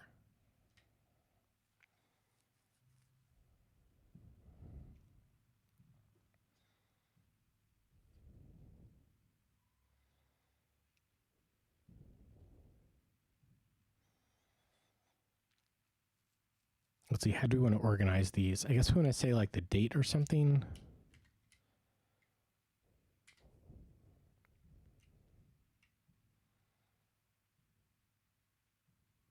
Come on, go in the folder.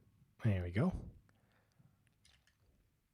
Did that have a date? It did. It had like a timestamp. When was this? I really don't like how I did that. It makes it impossible to read. Unix timestamp converter.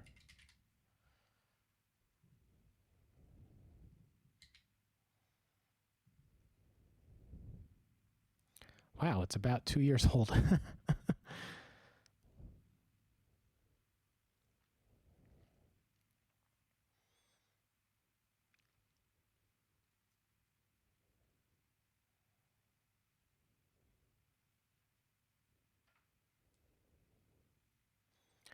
So we'll just say June 23rd, 2021. Okay, so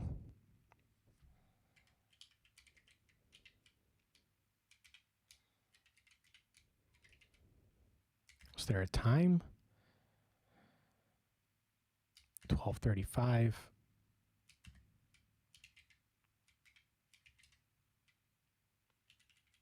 I guess we can make it 24-hour time.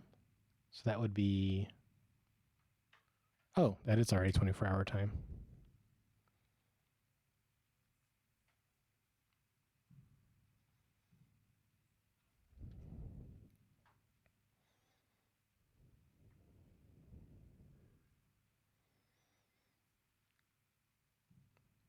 Okay, so then in our package, we can say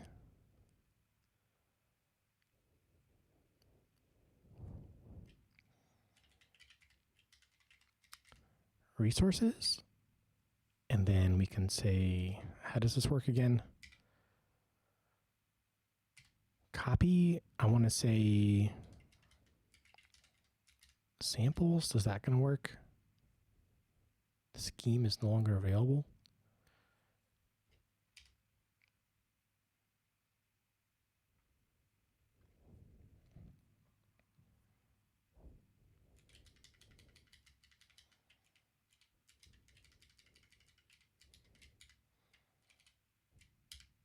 So now how do I access these?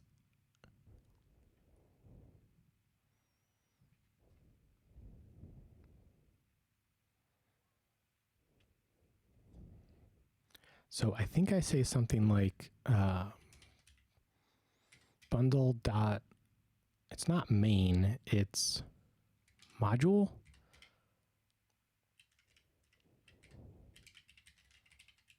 Yeah, let's just start by printing that. What happens when we run this?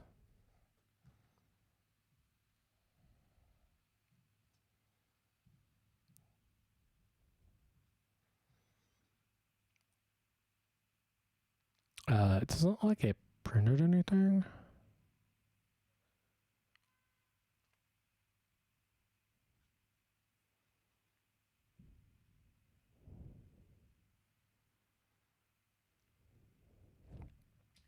What happens if I run it on the command line? Do we see a little bit more there?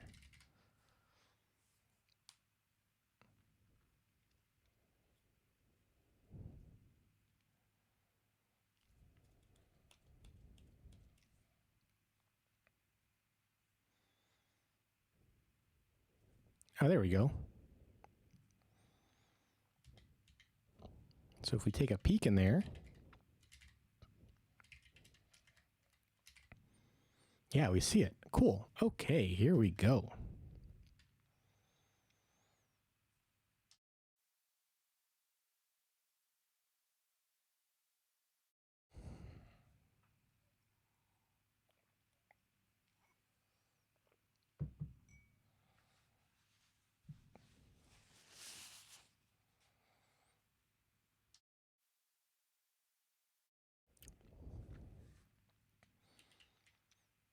So we could make a little bit of a sample helper or something to help us load these, but for now we can say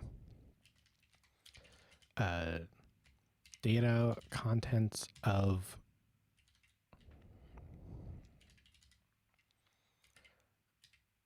it's going to be data contents of URL relative to, now is this an URL? I think there's a bundle URL version of this. Nice. And the path is going to be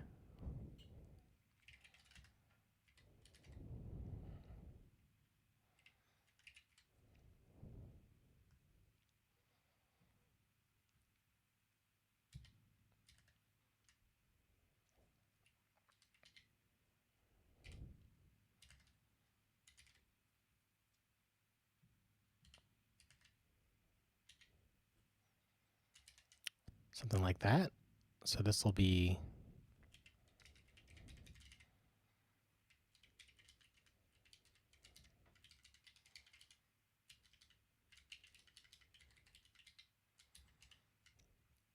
and this person's problem is it can throw. Okay, so let's add a try.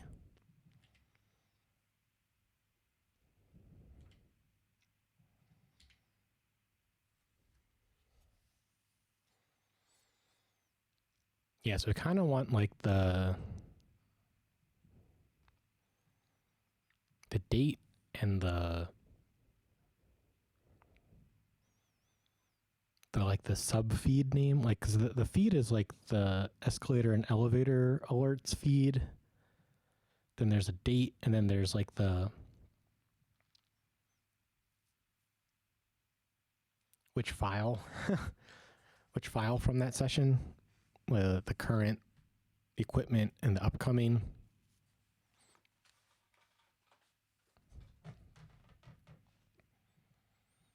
So I'm sure we'll have a better idea soon, but for now, let's copy paste.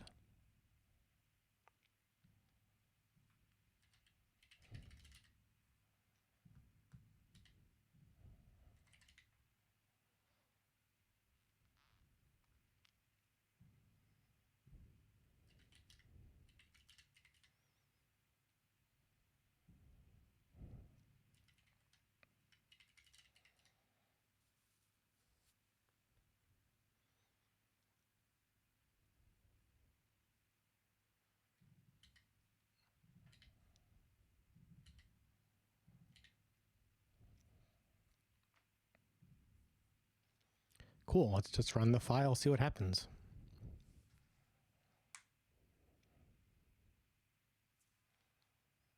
Error. No such file.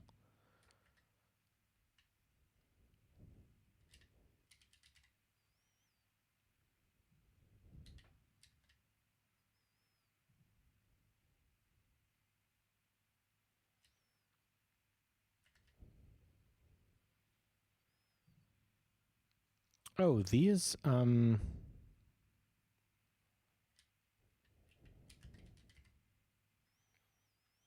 should these be ending with like .json or something? I mean, they're there though.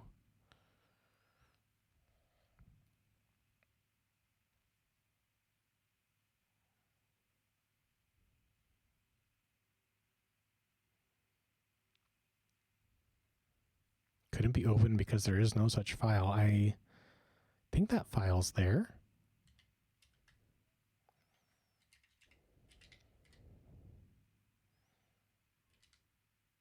Oh, the the $sign is confusing it. Let's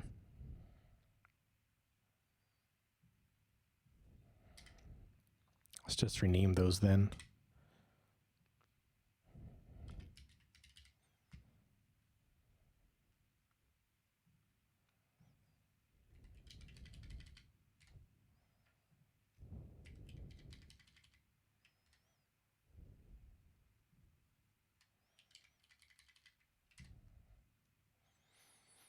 Should we name these to JSON?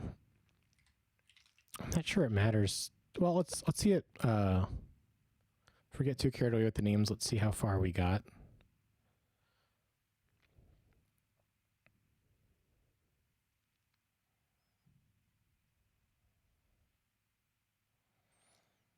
Still couldn't find this file.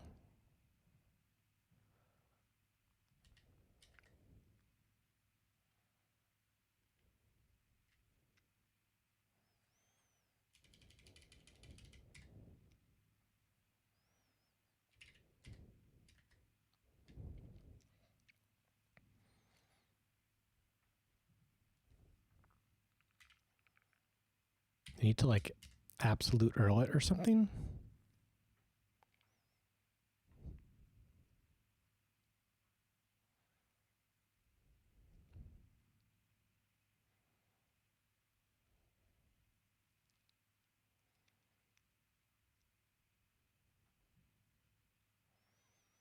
Well, here's the path.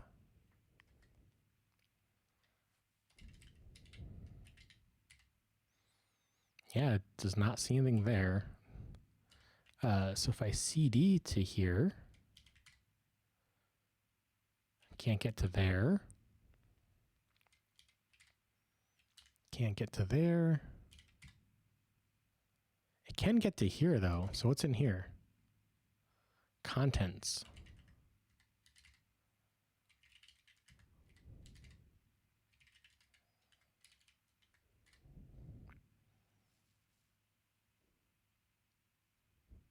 So this added like a few extra steps there. So if I run this on the command line, oh, I'm not in the right folder.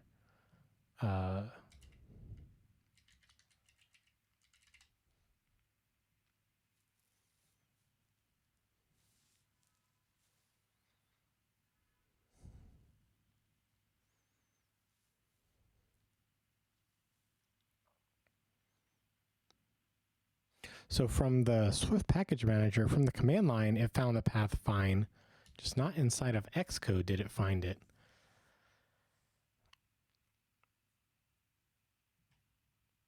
Oh boy, that does sound super annoying. I'm sure someone's come up with a good way to work around this. Let's see what's on the internet. Swift resources path Xcode versus SPM.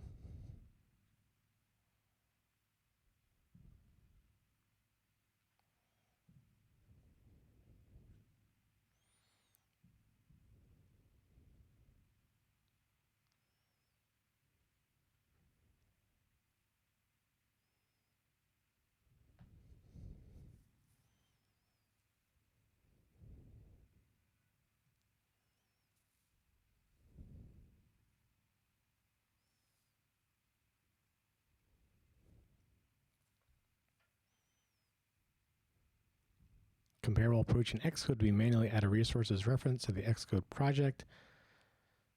Copy in, add some custom if-def Xcode build. Oh boy.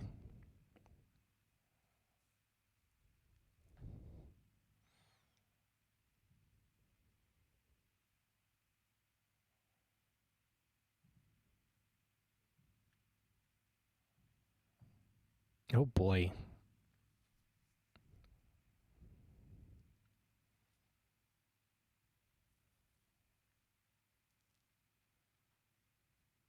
That deals with different bundle layouts produced on different platforms.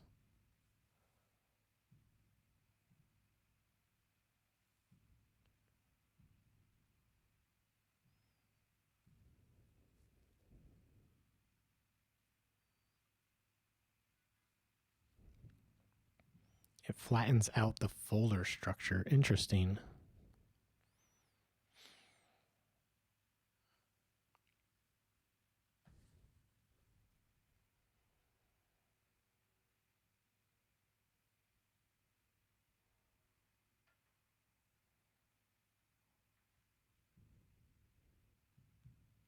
Am I using bundle.module? Which one am I using? I am.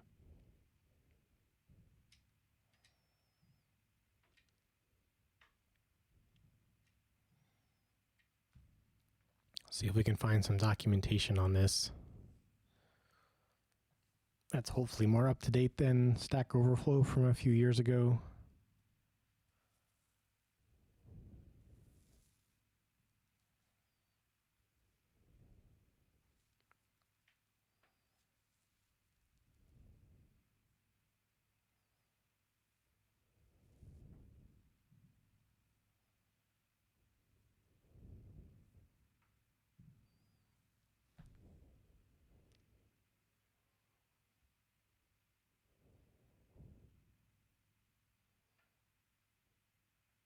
So where's that module thing we were just using? 0 matches. Thanks. Thanks, Apple.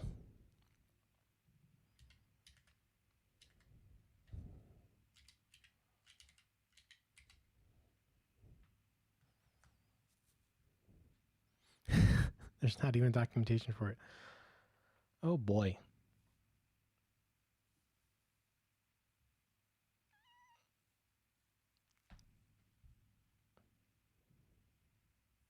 Let's see, what exactly was my search? I searched for, let's try adding a bundle.module here.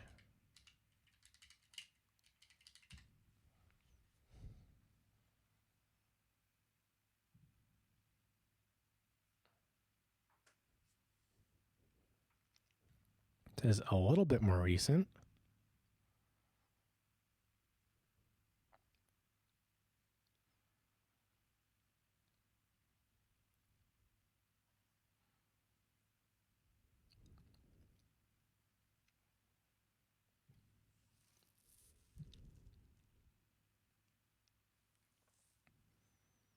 A path loader class I use in my acceptance test to load my path resources.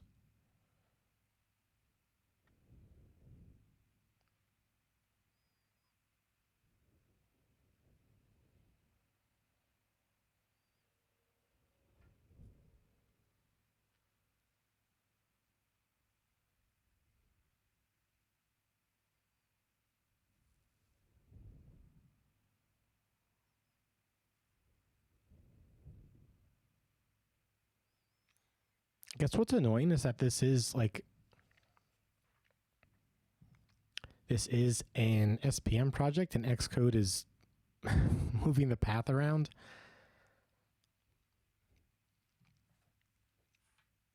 Okay, well, let's try the other approach, which was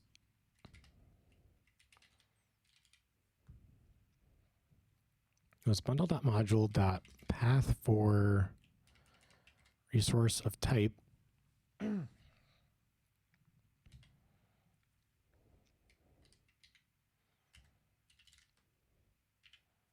In directory, let's see if we can get this directory.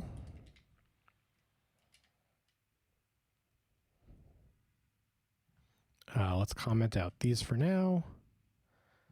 Let's comment out that for now.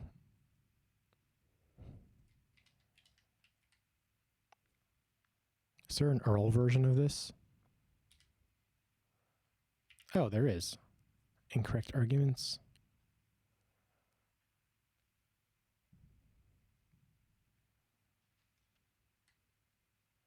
So now if we say let data contents of URL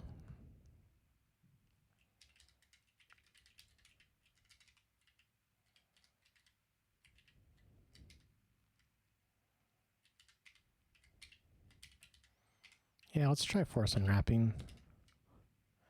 Better be there.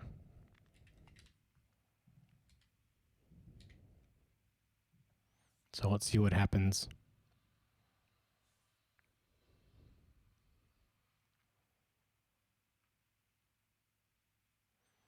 it had a problem. It did not find the path.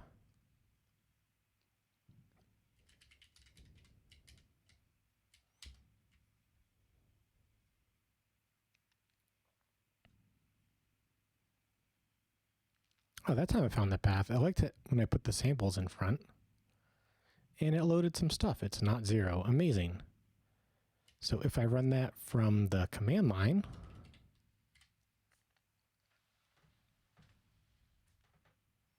oh, looks like they both behave now. Okay.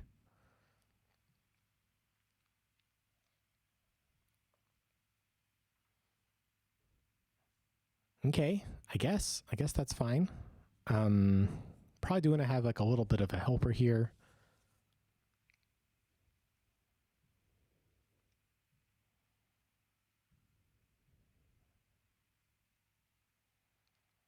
Let's see. So this is going to be the equipment's URL, then the equipment's data.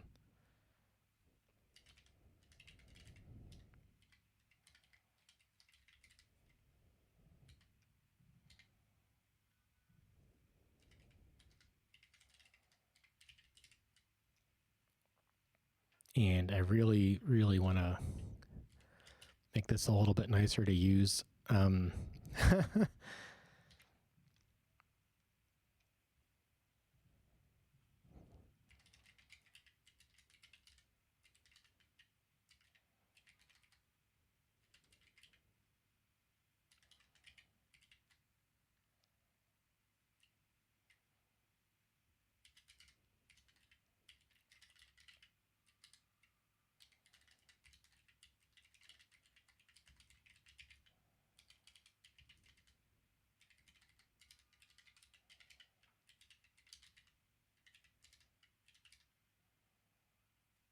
Maybe this is just a function, not like a whole like struct.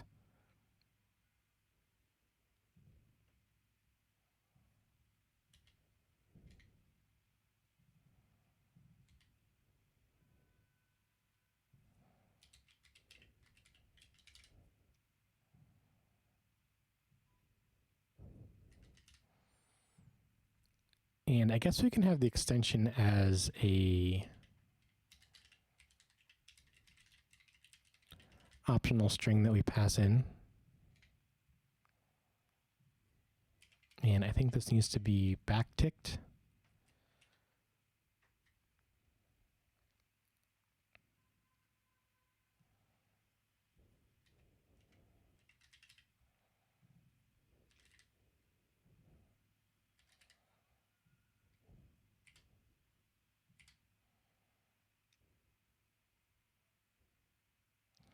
Yeah, constructions like this, I don't really find all that pretty.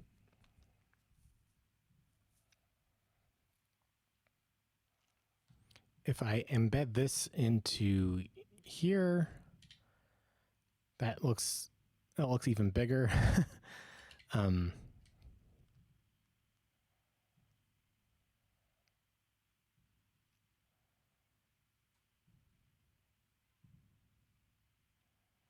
Although I wonder if this should throw an error, like a not found error. Like we don't need to force unwrap here, right?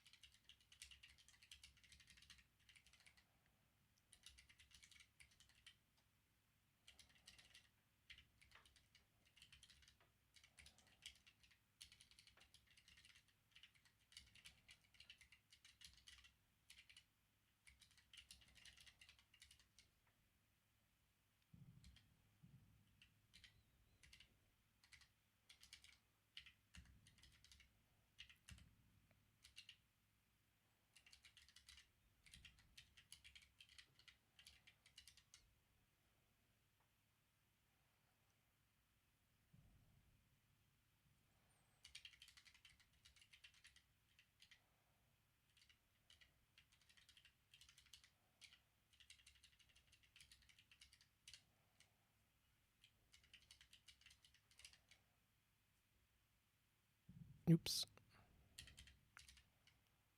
How's that look? I think we don't need this anymore. I think that's a few Swift versions ago now. So what is this like to use then? So if we say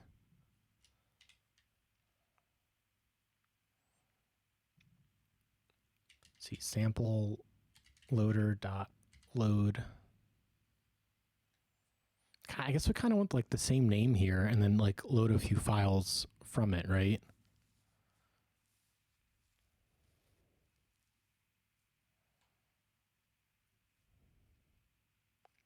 Yeah, I should have gone from the usage of it first, instead of jumping to the how. Because now I'm gonna have this like 3 times, and that is going to be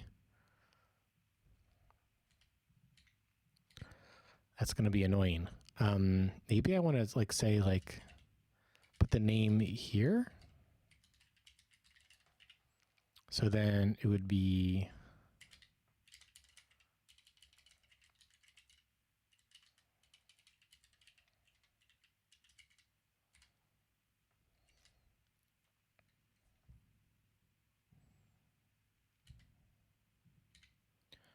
this sample name. Yeah, maybe this should just be called sample. Then we can say sample.load, and you say the file name.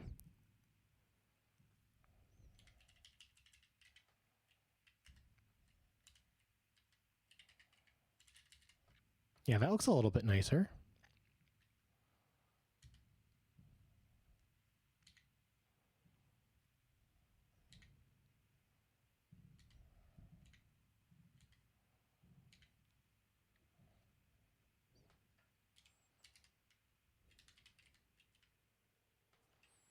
And the error can go at the bottom.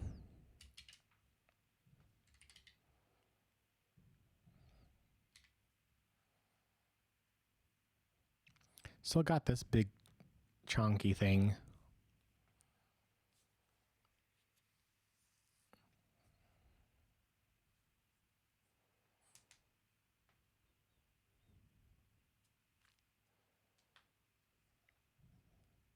Guess it's like a little bit better if I start it down here. Earl is bundle.module Earl. Maybe.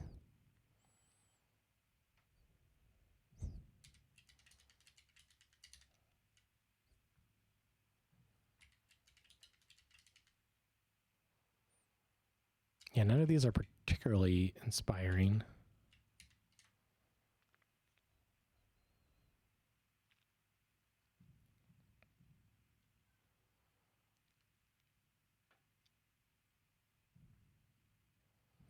Okay, now I think I can delete all these comments. What are we looking at? So we're saying the sample is escalators and elevators from 2021.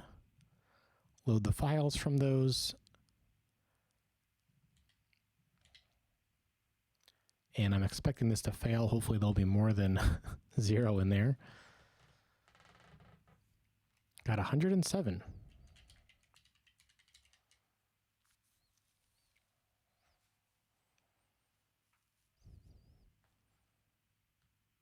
I mean, yeah, is there any inspections that I want to assert on here?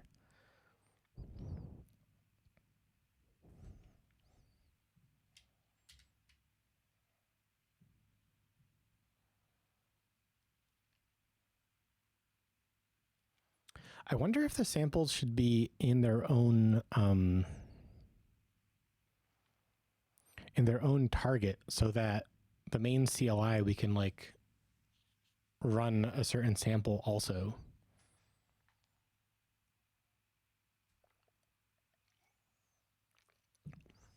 I guess I currently don't have that requirement.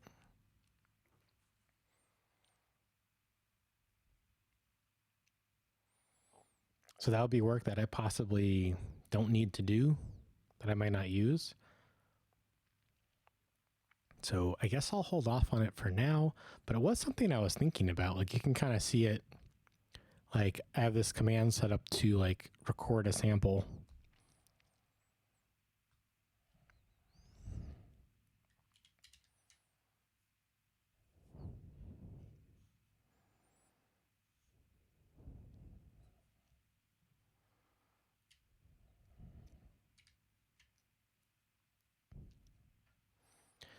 Okay, we are at the top of the hour here. I'm going to step away for a few moments, stretch the old legs, and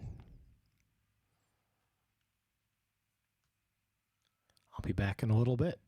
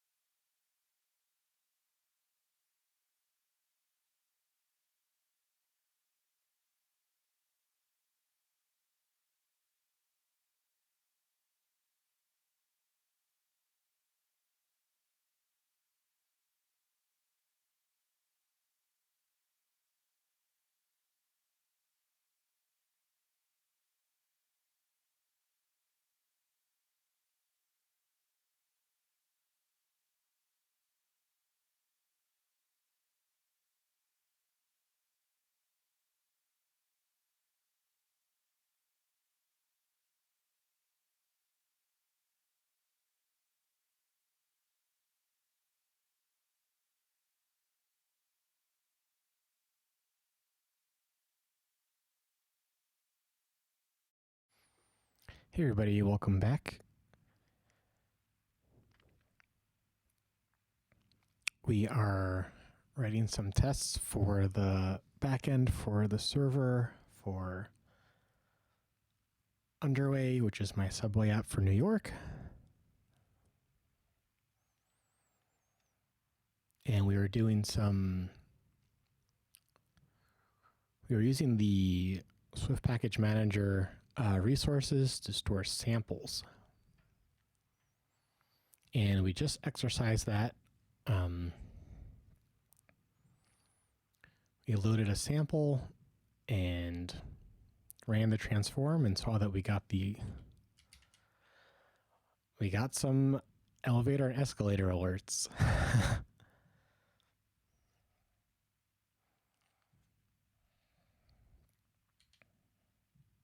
Should probably move this out to another folder or to another file.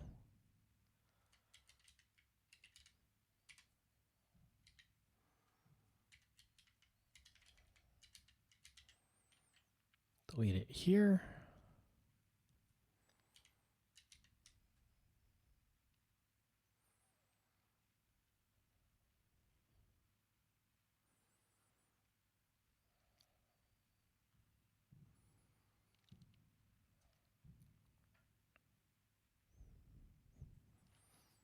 There's probably some specific edge cases we could get to there, but I'm going to hold off on that. I want to commit what we have and then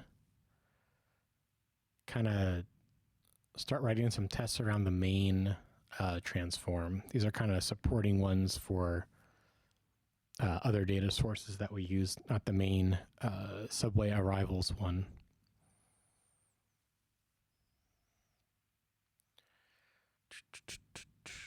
Where is it?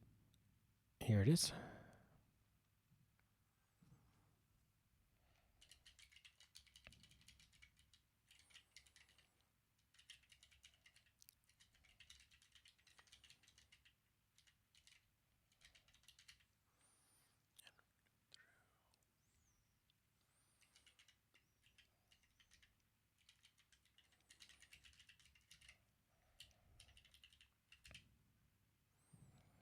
Yeah, something like that, I guess.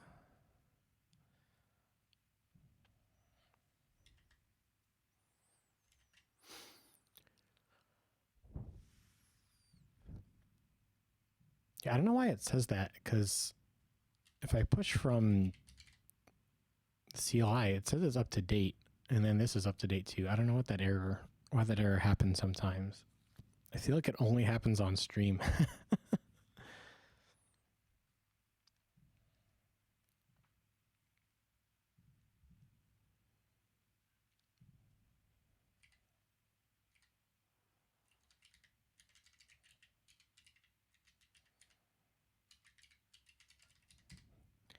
Now, the big one is going to be kind of big.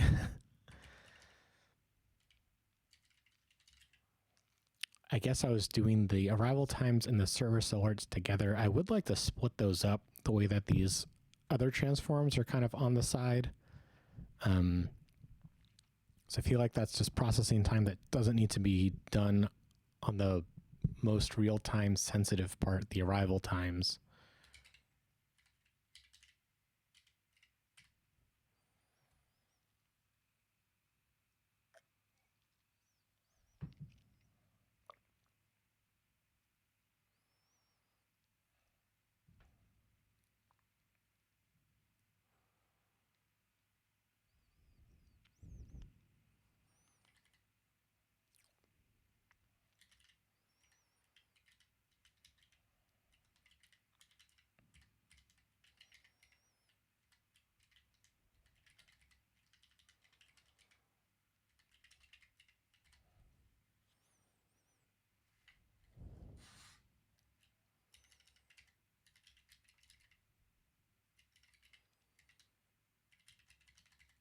Guess just like the other one, we can start with testing empty.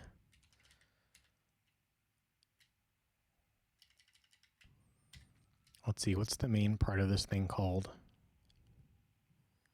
I don't even know if I finished this part as far as rewriting it to this new style.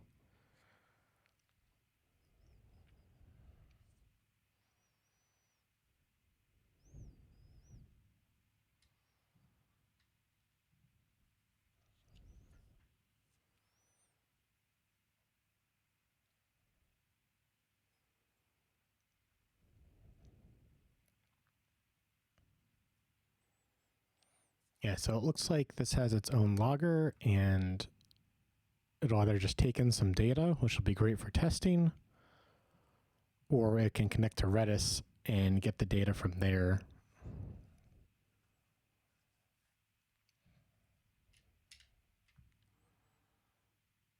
And then for the arrivals, what did I do there?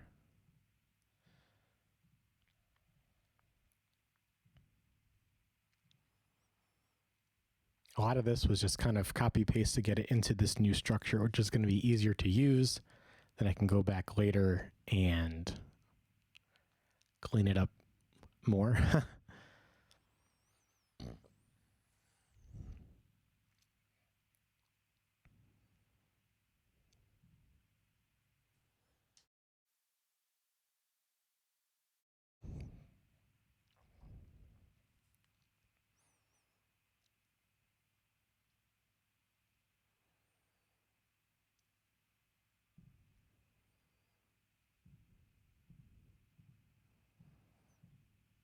Yeah, we just have these two things, and then I don't do anything with them.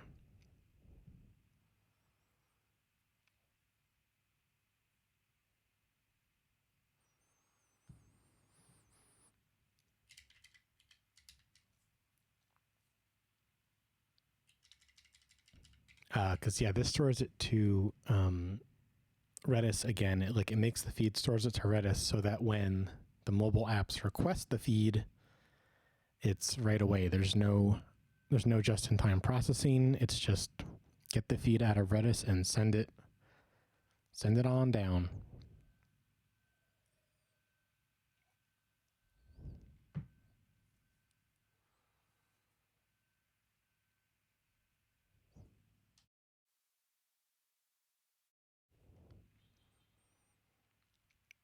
So that's one missing part from here.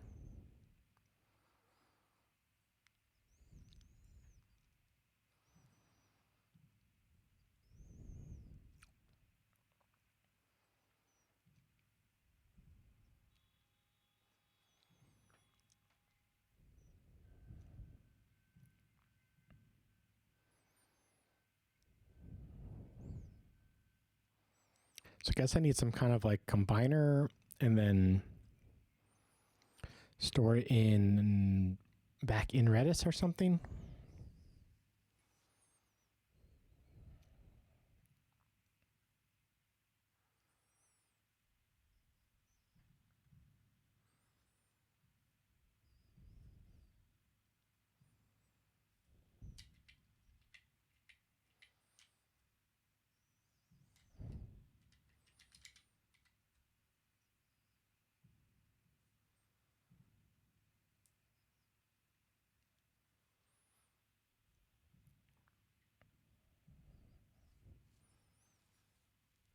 And how did I used to do that in the old the old part of the code?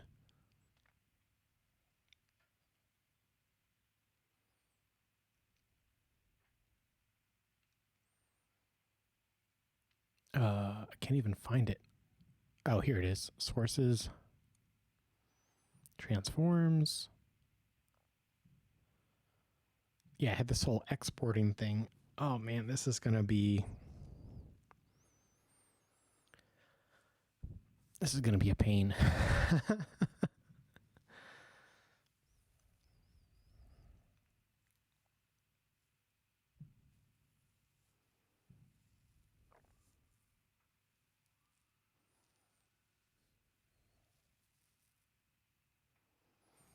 Well, I guess let's write out what we need to do. We need to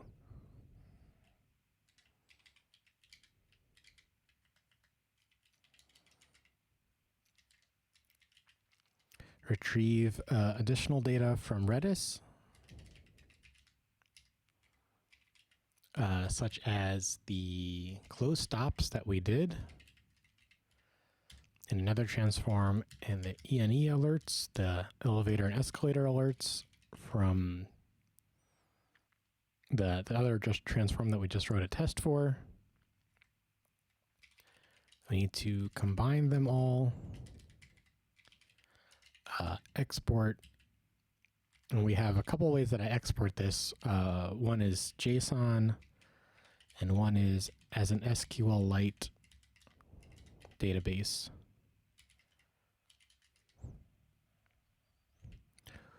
Which get both both of these get stored in Redis.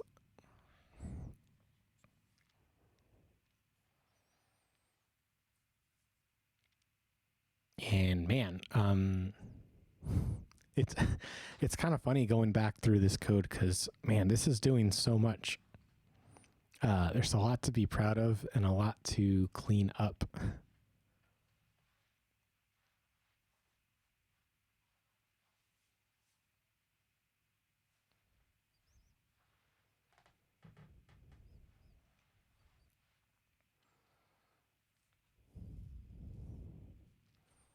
Let's see, I could write tests around these two things. That's true.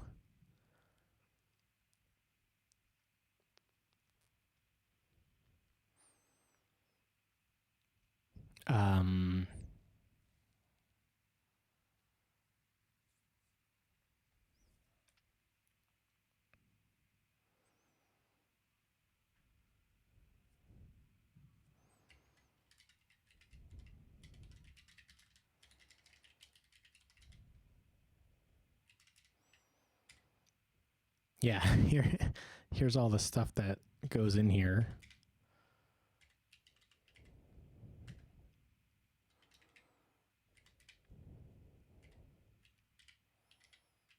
Do I need to await here?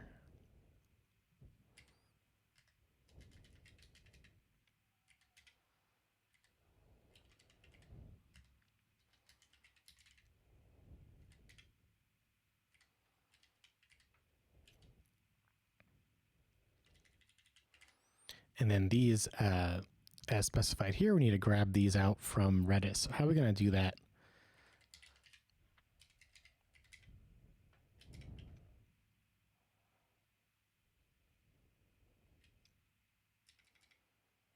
I guess retrieve data from...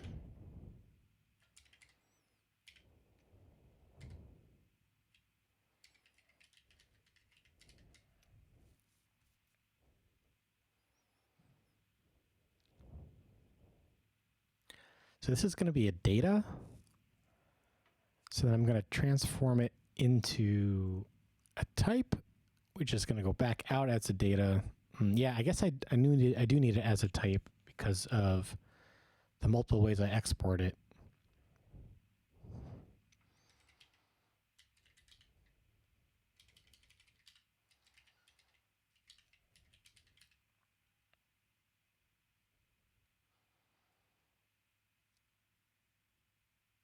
I guess I need a decoder here.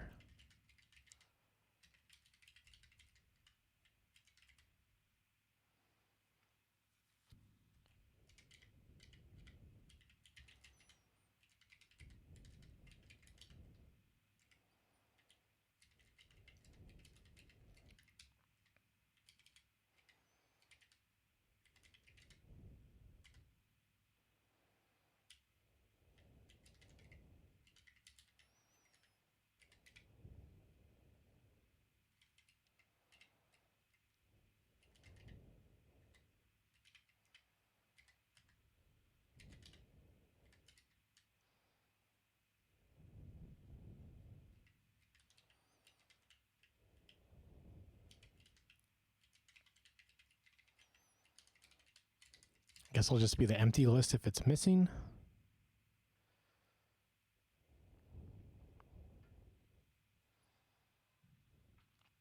Cannot convert value of type. Oh, this needs to be data. Okay.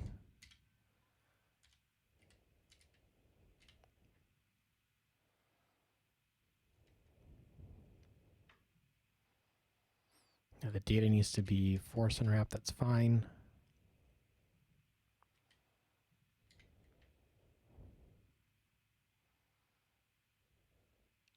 And the same thing with the alerts here. It would be nice for this to be like a one-liner.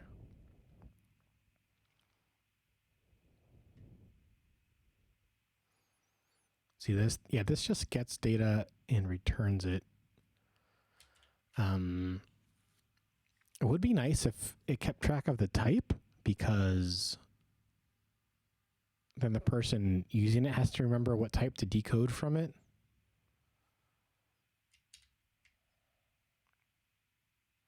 Which I guess is a bit of a change.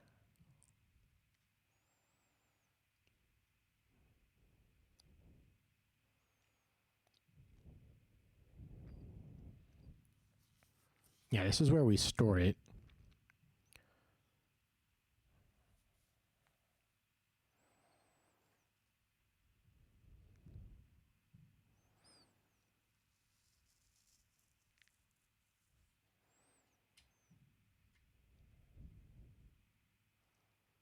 Should I have like another function on here that's something like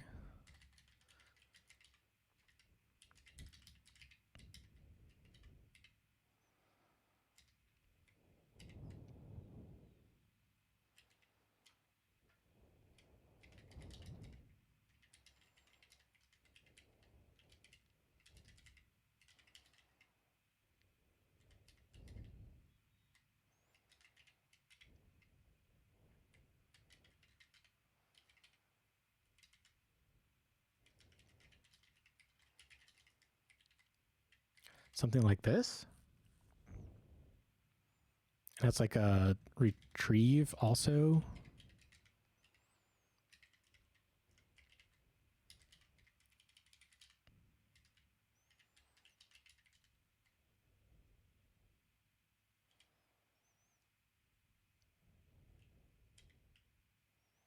Well, I guess there's no parameter to pass in, so maybe it's just retrieve clove stops, async throws.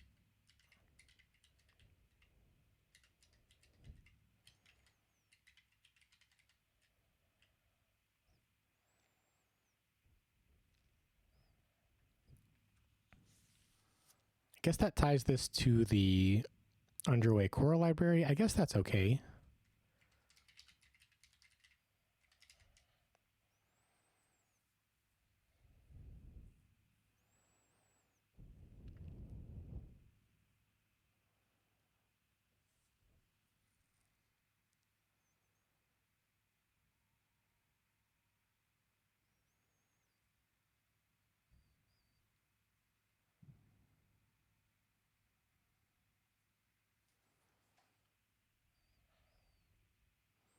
I think I like how this looks. Yeah, so for here we would say, oh, this is just a list, not a set. That's interesting. I thought this was a set. I guess there's not really a set in JSON, is there? It's all just lists.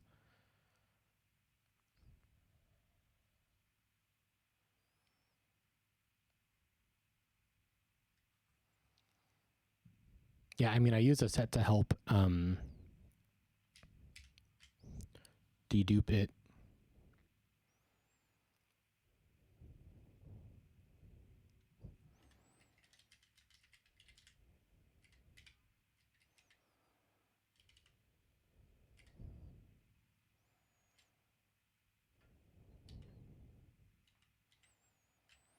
Yeah, so I guess that should be back to an array.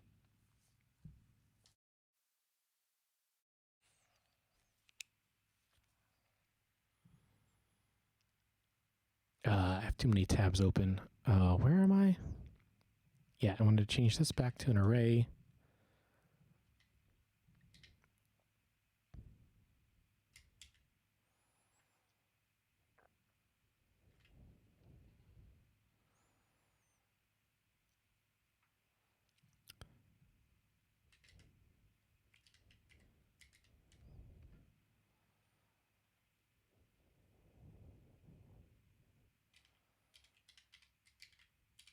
Yeah, there we go. That looks good. That's much better. In fact, it can just like stick it straight through.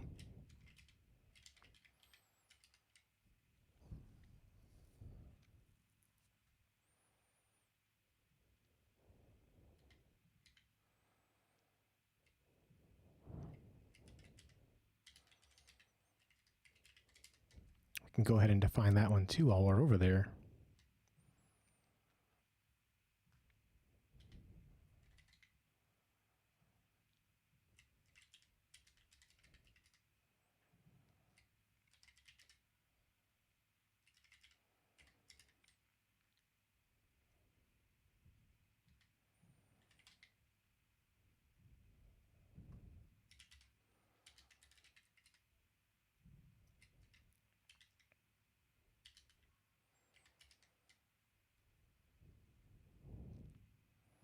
I guess it's slightly more nicer to use the bracket syntax.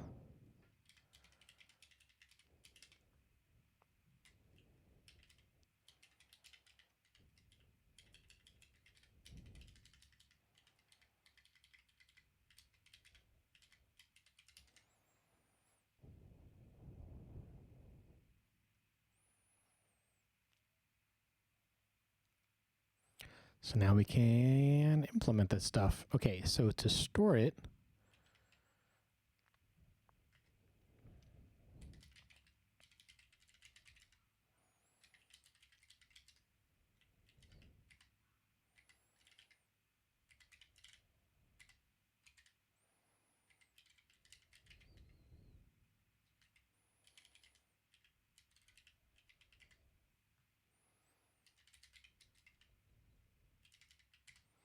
so we have the data. The key is, and the retrieve that is the retrieve that. Look in gorgeous.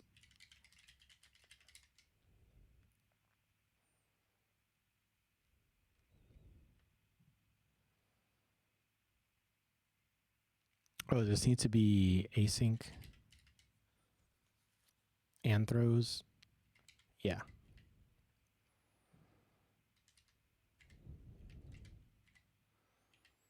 So we can do the same down here.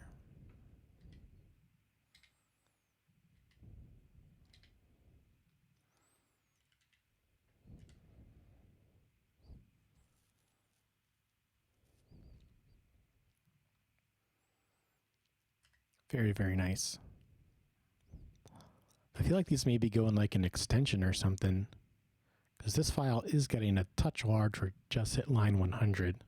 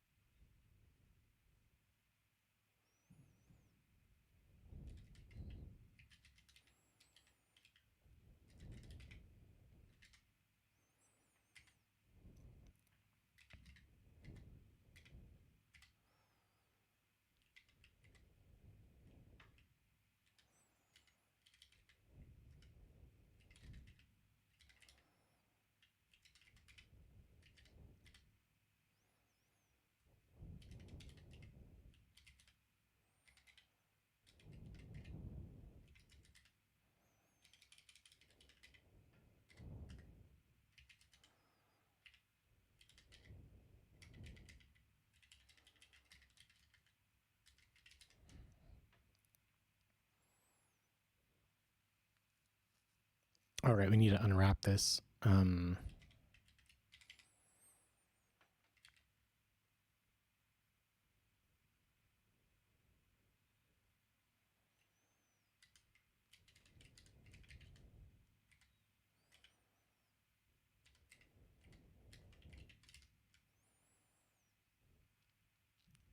this can also throw.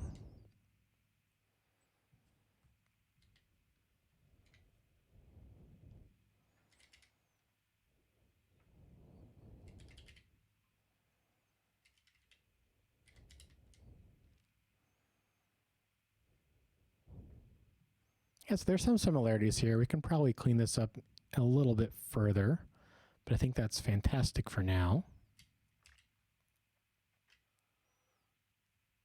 Okay, so we did the retrieve. And in fact, we also did the combine. What's the missing here?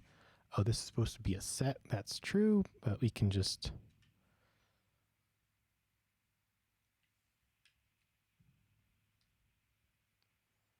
I'm super torn. Like, I feel like this should return a set because it is a set. It's a unique, like only one at a time. Um,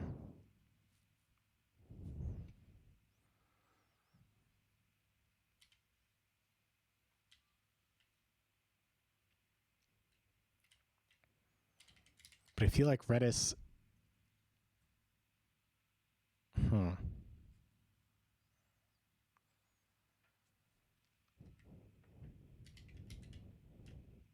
Yeah, I'm just gonna do it out here. And I think the reason because I'm kind of committing to storing it in Redis as a list.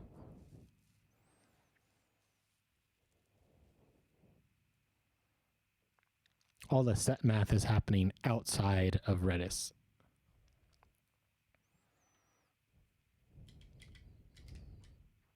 Man, this is so much cleaner than the old way of doing this.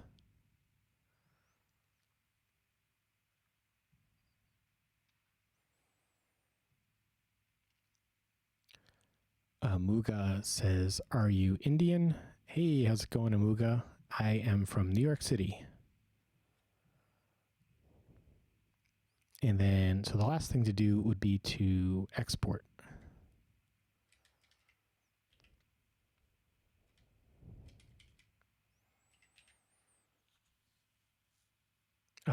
So I guess we need.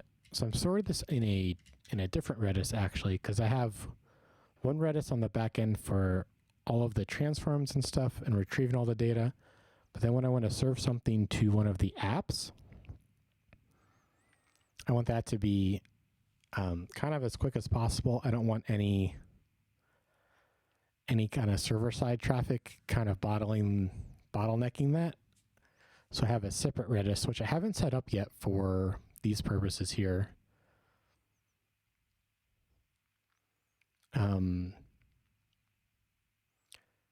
Let's see. I guess I could write a test around what I have so far.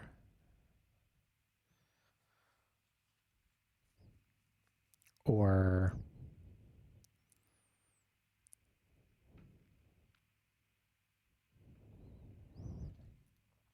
like given these inputs show that we get this output. The other idea is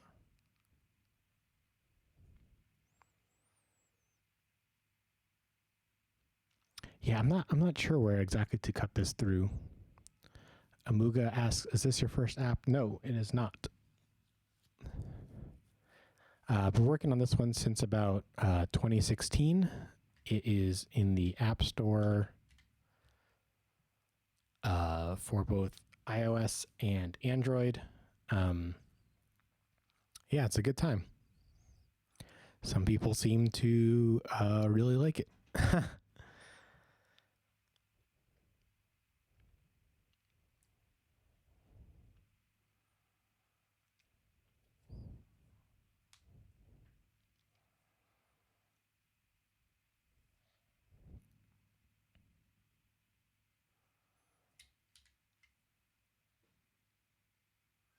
What's it about? Asks Amuga. I guess it's for looking at the subway in New York City. You can like tap directly on a station circle on the map, and you can see when the train's coming. I guess is the kind of the basic thing that it does.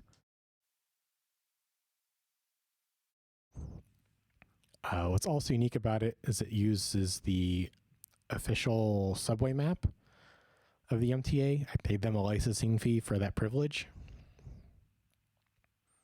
So like most other apps have their own like version of Google Maps or Apple Maps. So I guess that's another thing that people say they like about the app. Amuga says, "Oh, sick." So using their API, yeah. This is all MTA data. So when their feed has errors, so does mine. I feel like most people get that though. We've only had like a few complaints about it. On the other hand, a lot of people get excited about how accurate the data is. I get nervous about that though, because sometimes the MTA data, it's the MTA, right? It's not always It's a big system. It's not always accurate. They say that if it's within 2 minutes, then it's good enough for them.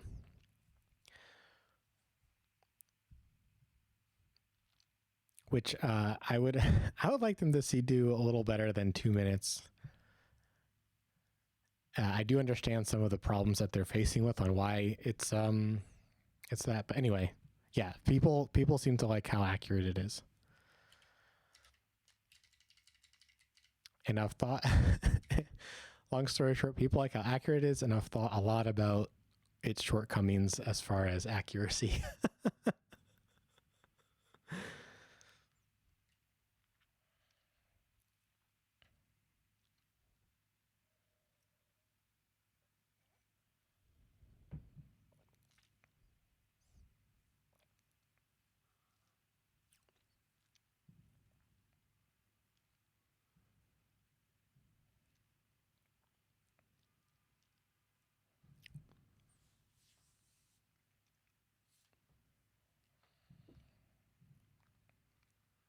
Yeah, so I've kind of one kind of Redis folder here, and I'm going to make another Redis folder, I think, because I have to manage kind of accessing both different Redises. Yeah, I started it here.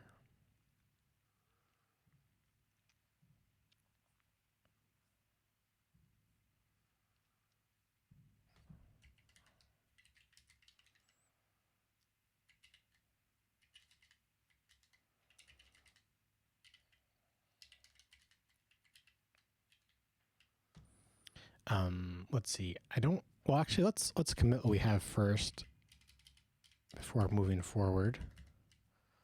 That was a decent chunk.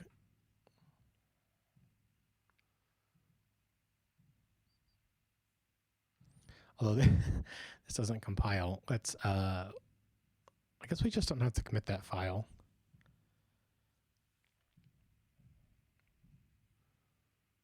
Oh, there's I saw another compilation error. Are we compiling? We are not. Okay, I don't want to commit stuff that's not compiling. Oh yeah, this was me thinking out loud.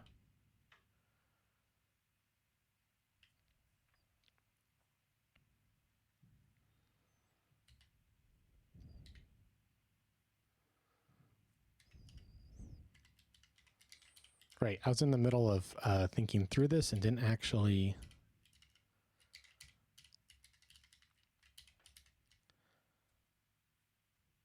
We need one more close paren.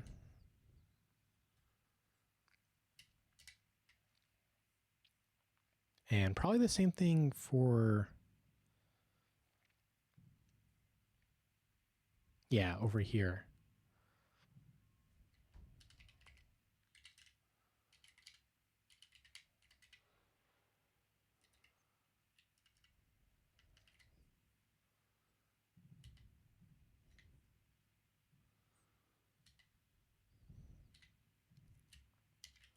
Yeah, that kind of makes it look a little bit nicer here.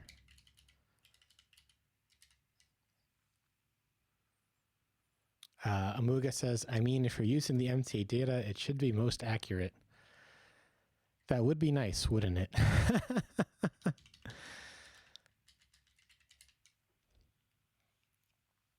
Yeah, it's a very old system that has.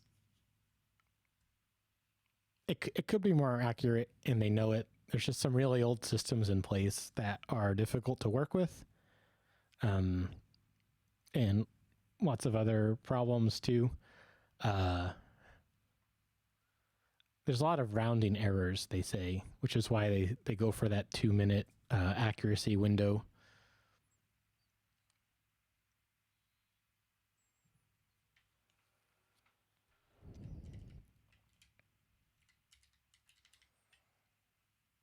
Yeah, sometimes my app disagrees with the MTA's own app, which is hilarious because it's all the same data, right?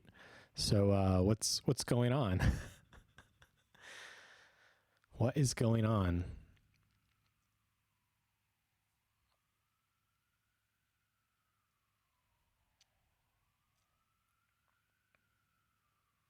Oh, this looks so much cleaner now.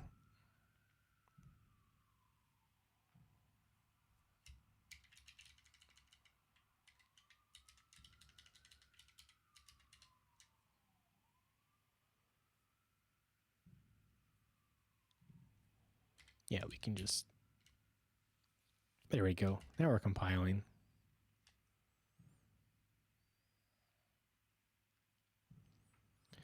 So we'll say something like, what did we do? We,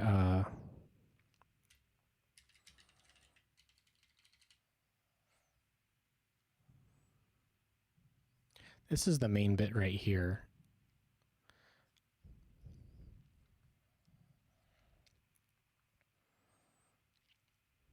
I guess we're getting all the data together for the feed.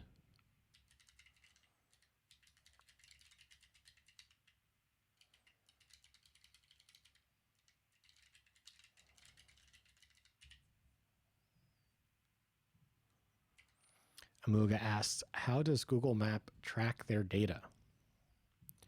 I don't know.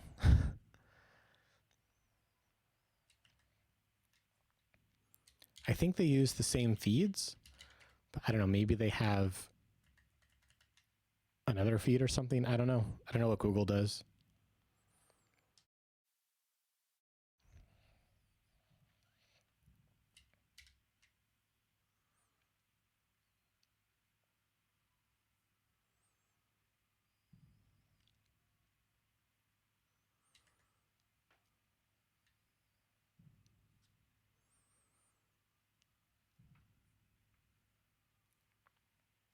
Right. So to see what I'm doing for storing it to the, I guess, kind of the production, the user-facing Redis, I think I need to look at what I'm doing in the old version. Let's make this a little bit bigger.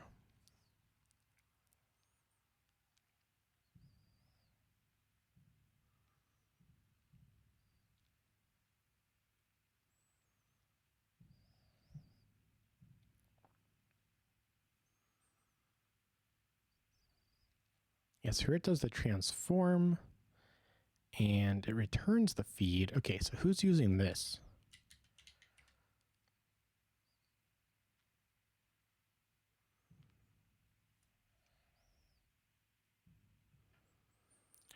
And then it exports based on whatever options were passed in. Okay. So I guess let's keep following the trail here.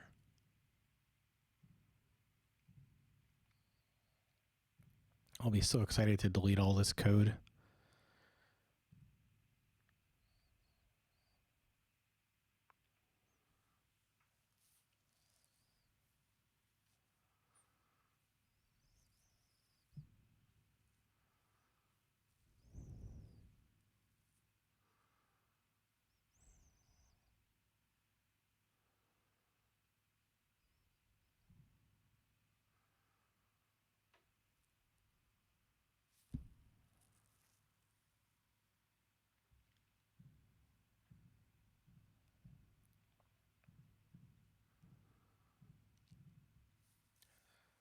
So the CLI options get have a list of exporters, and it goes through those and calls async export on each one. Oh boy, okay. And then how does that work?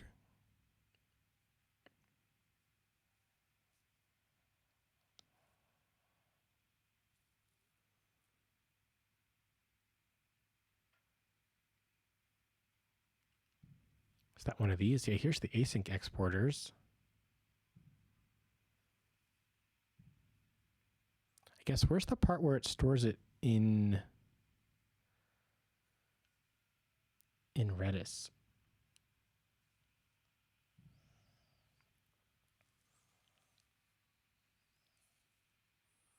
Yeah, because there's going to be two datas that we store.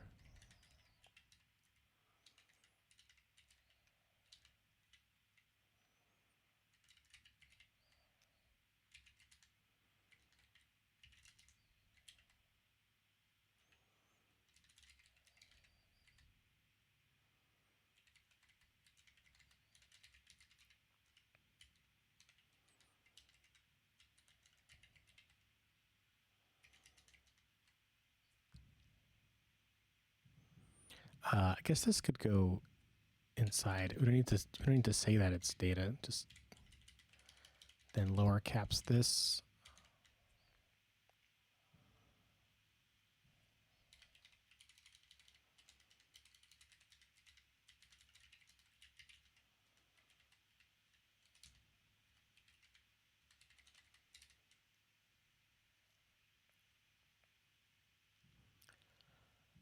Yeah, so I guess I'm currently looking up how to no,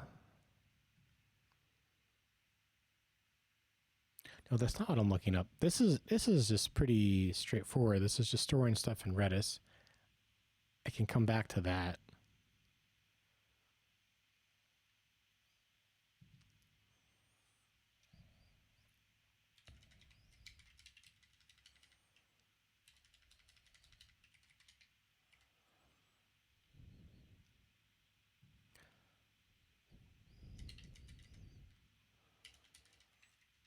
Yeah, let's move this upstairs a little bit.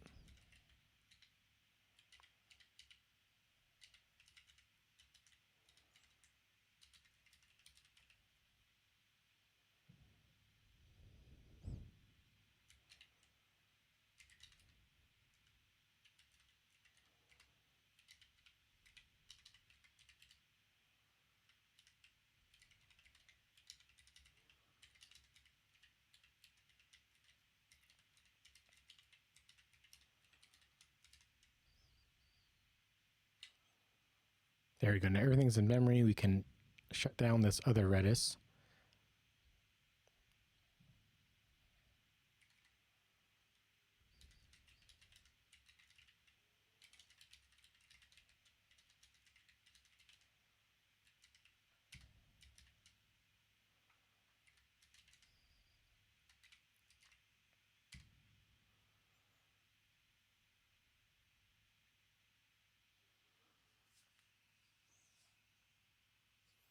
So I guess who should be in charge of encoding this?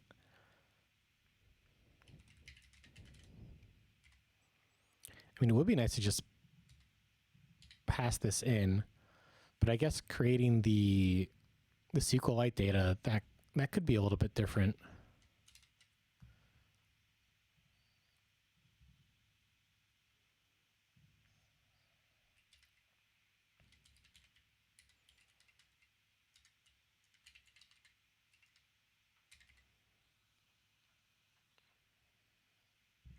I have a feeling this is already going to be kind of a big cluster of files.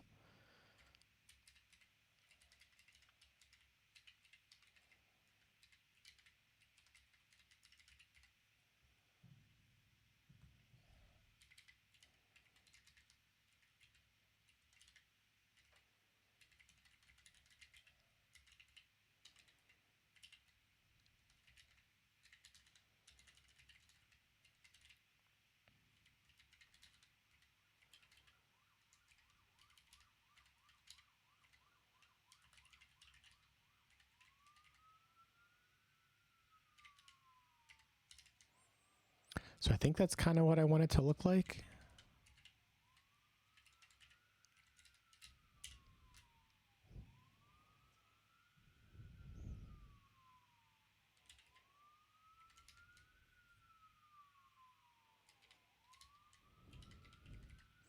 So I guess what would using it look like?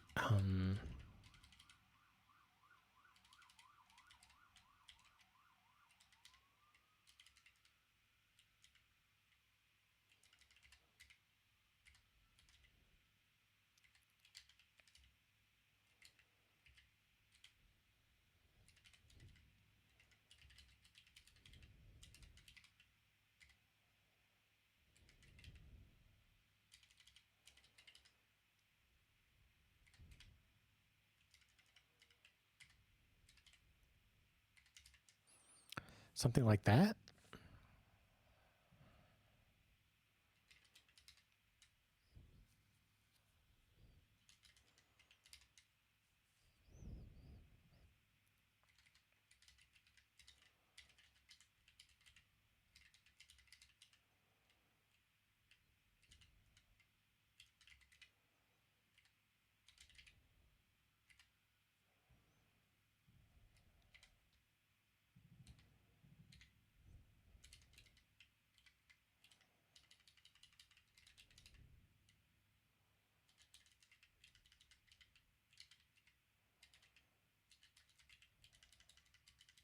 Oops, I didn't mean to select everything.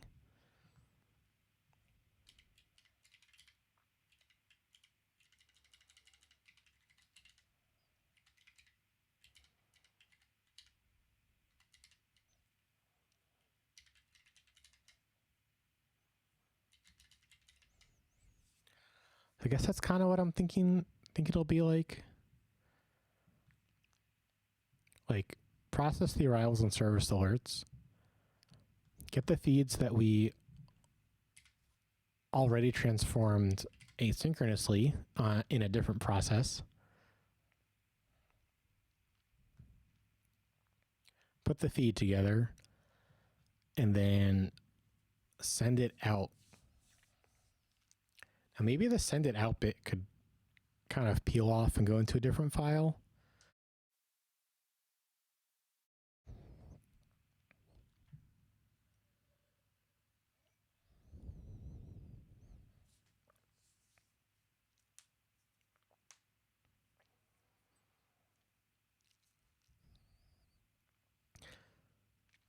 I mean, I guess this isn't like the prettiest thing. They're kind of like I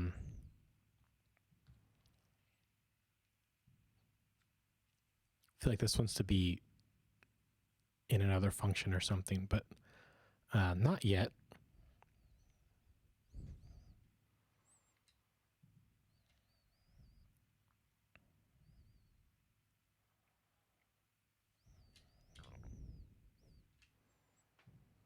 Cool, yeah, so right now it's just storing an empty data. That's fine. So we actually do go to store it. What do my keys look like in Redis? I don't remember.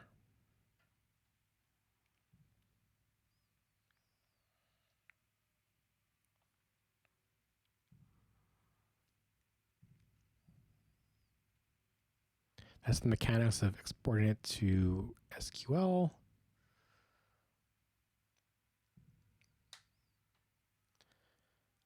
Maybe those keys are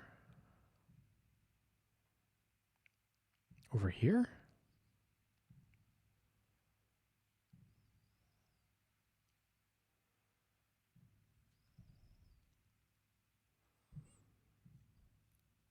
Oh, right. And I have the other datas as well. I don't need to give gzip data anymore, I don't think.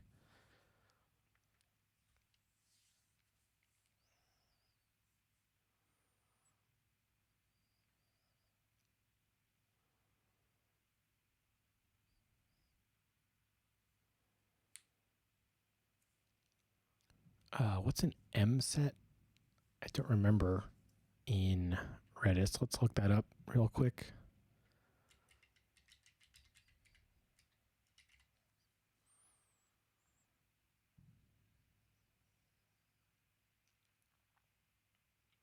Sets the given keys to their respective values. Mset replaces existing values with new values, just as regular set. What does the M part mean, though? Is it just like multiple set or something?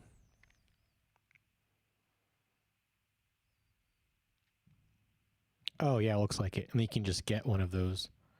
So why am I using mset?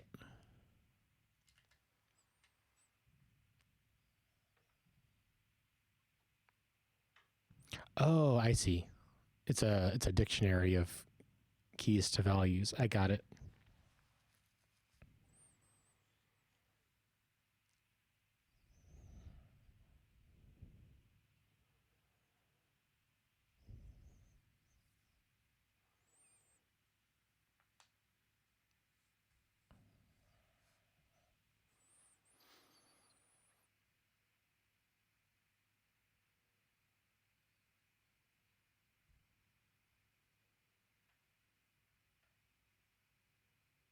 Man, this is a lot of stuff, isn't it?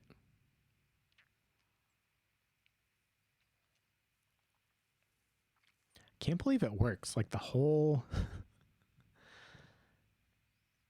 all that data fits in one command. I mean, I guess my feed like isn't that big. Last time I checked, it was around 100 kilobytes. just like the size of an image on Instagram, and like how many of those do you swipe through? Like that's not even reels.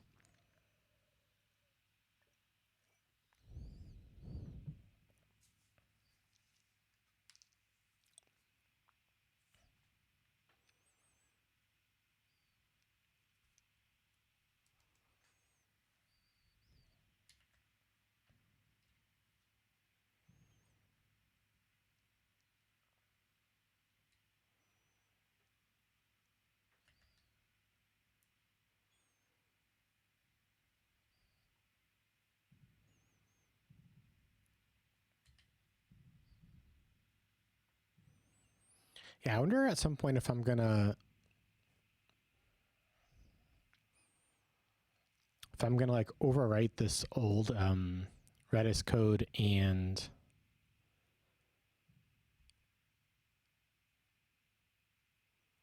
overwrite it with this new stuff that I'm writing, because I am liking the second version, or however many versions this is. The new version for this year, I guess.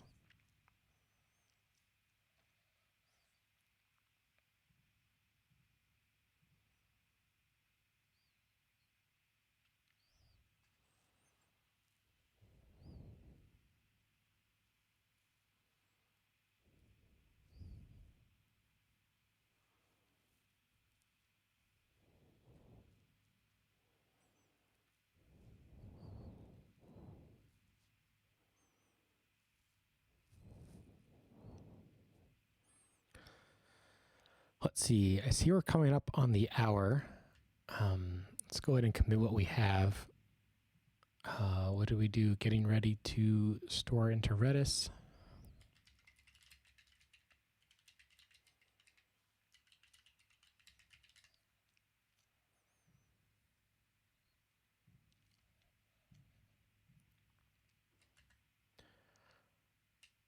This was a ton of fun today. I'm so glad that everyone stopped by who did. Thanks for all the folks who chatted and followed today. Here's my website with links to past episodes, my open source projects, my apps, and a few bloggity thingies to read. We'll pick this up again next week, 2 p.m. New York City time, as always. And of course, feel free to hop into the Discord or follow on Mastodon or GitHub or something. Past stuff is on YouTube. What else? This was a really fun day. We got a bunch of stuff done, and the discussion around the reading was very good today. So thanks again to everyone.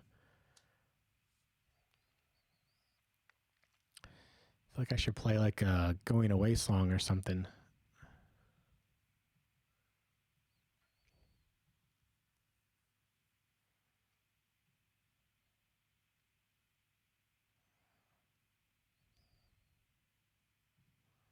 Okay, so how do I get to Apple Music? Whatever. I guess I'll just say goodbye here on this song. Thanks so much for sticking around.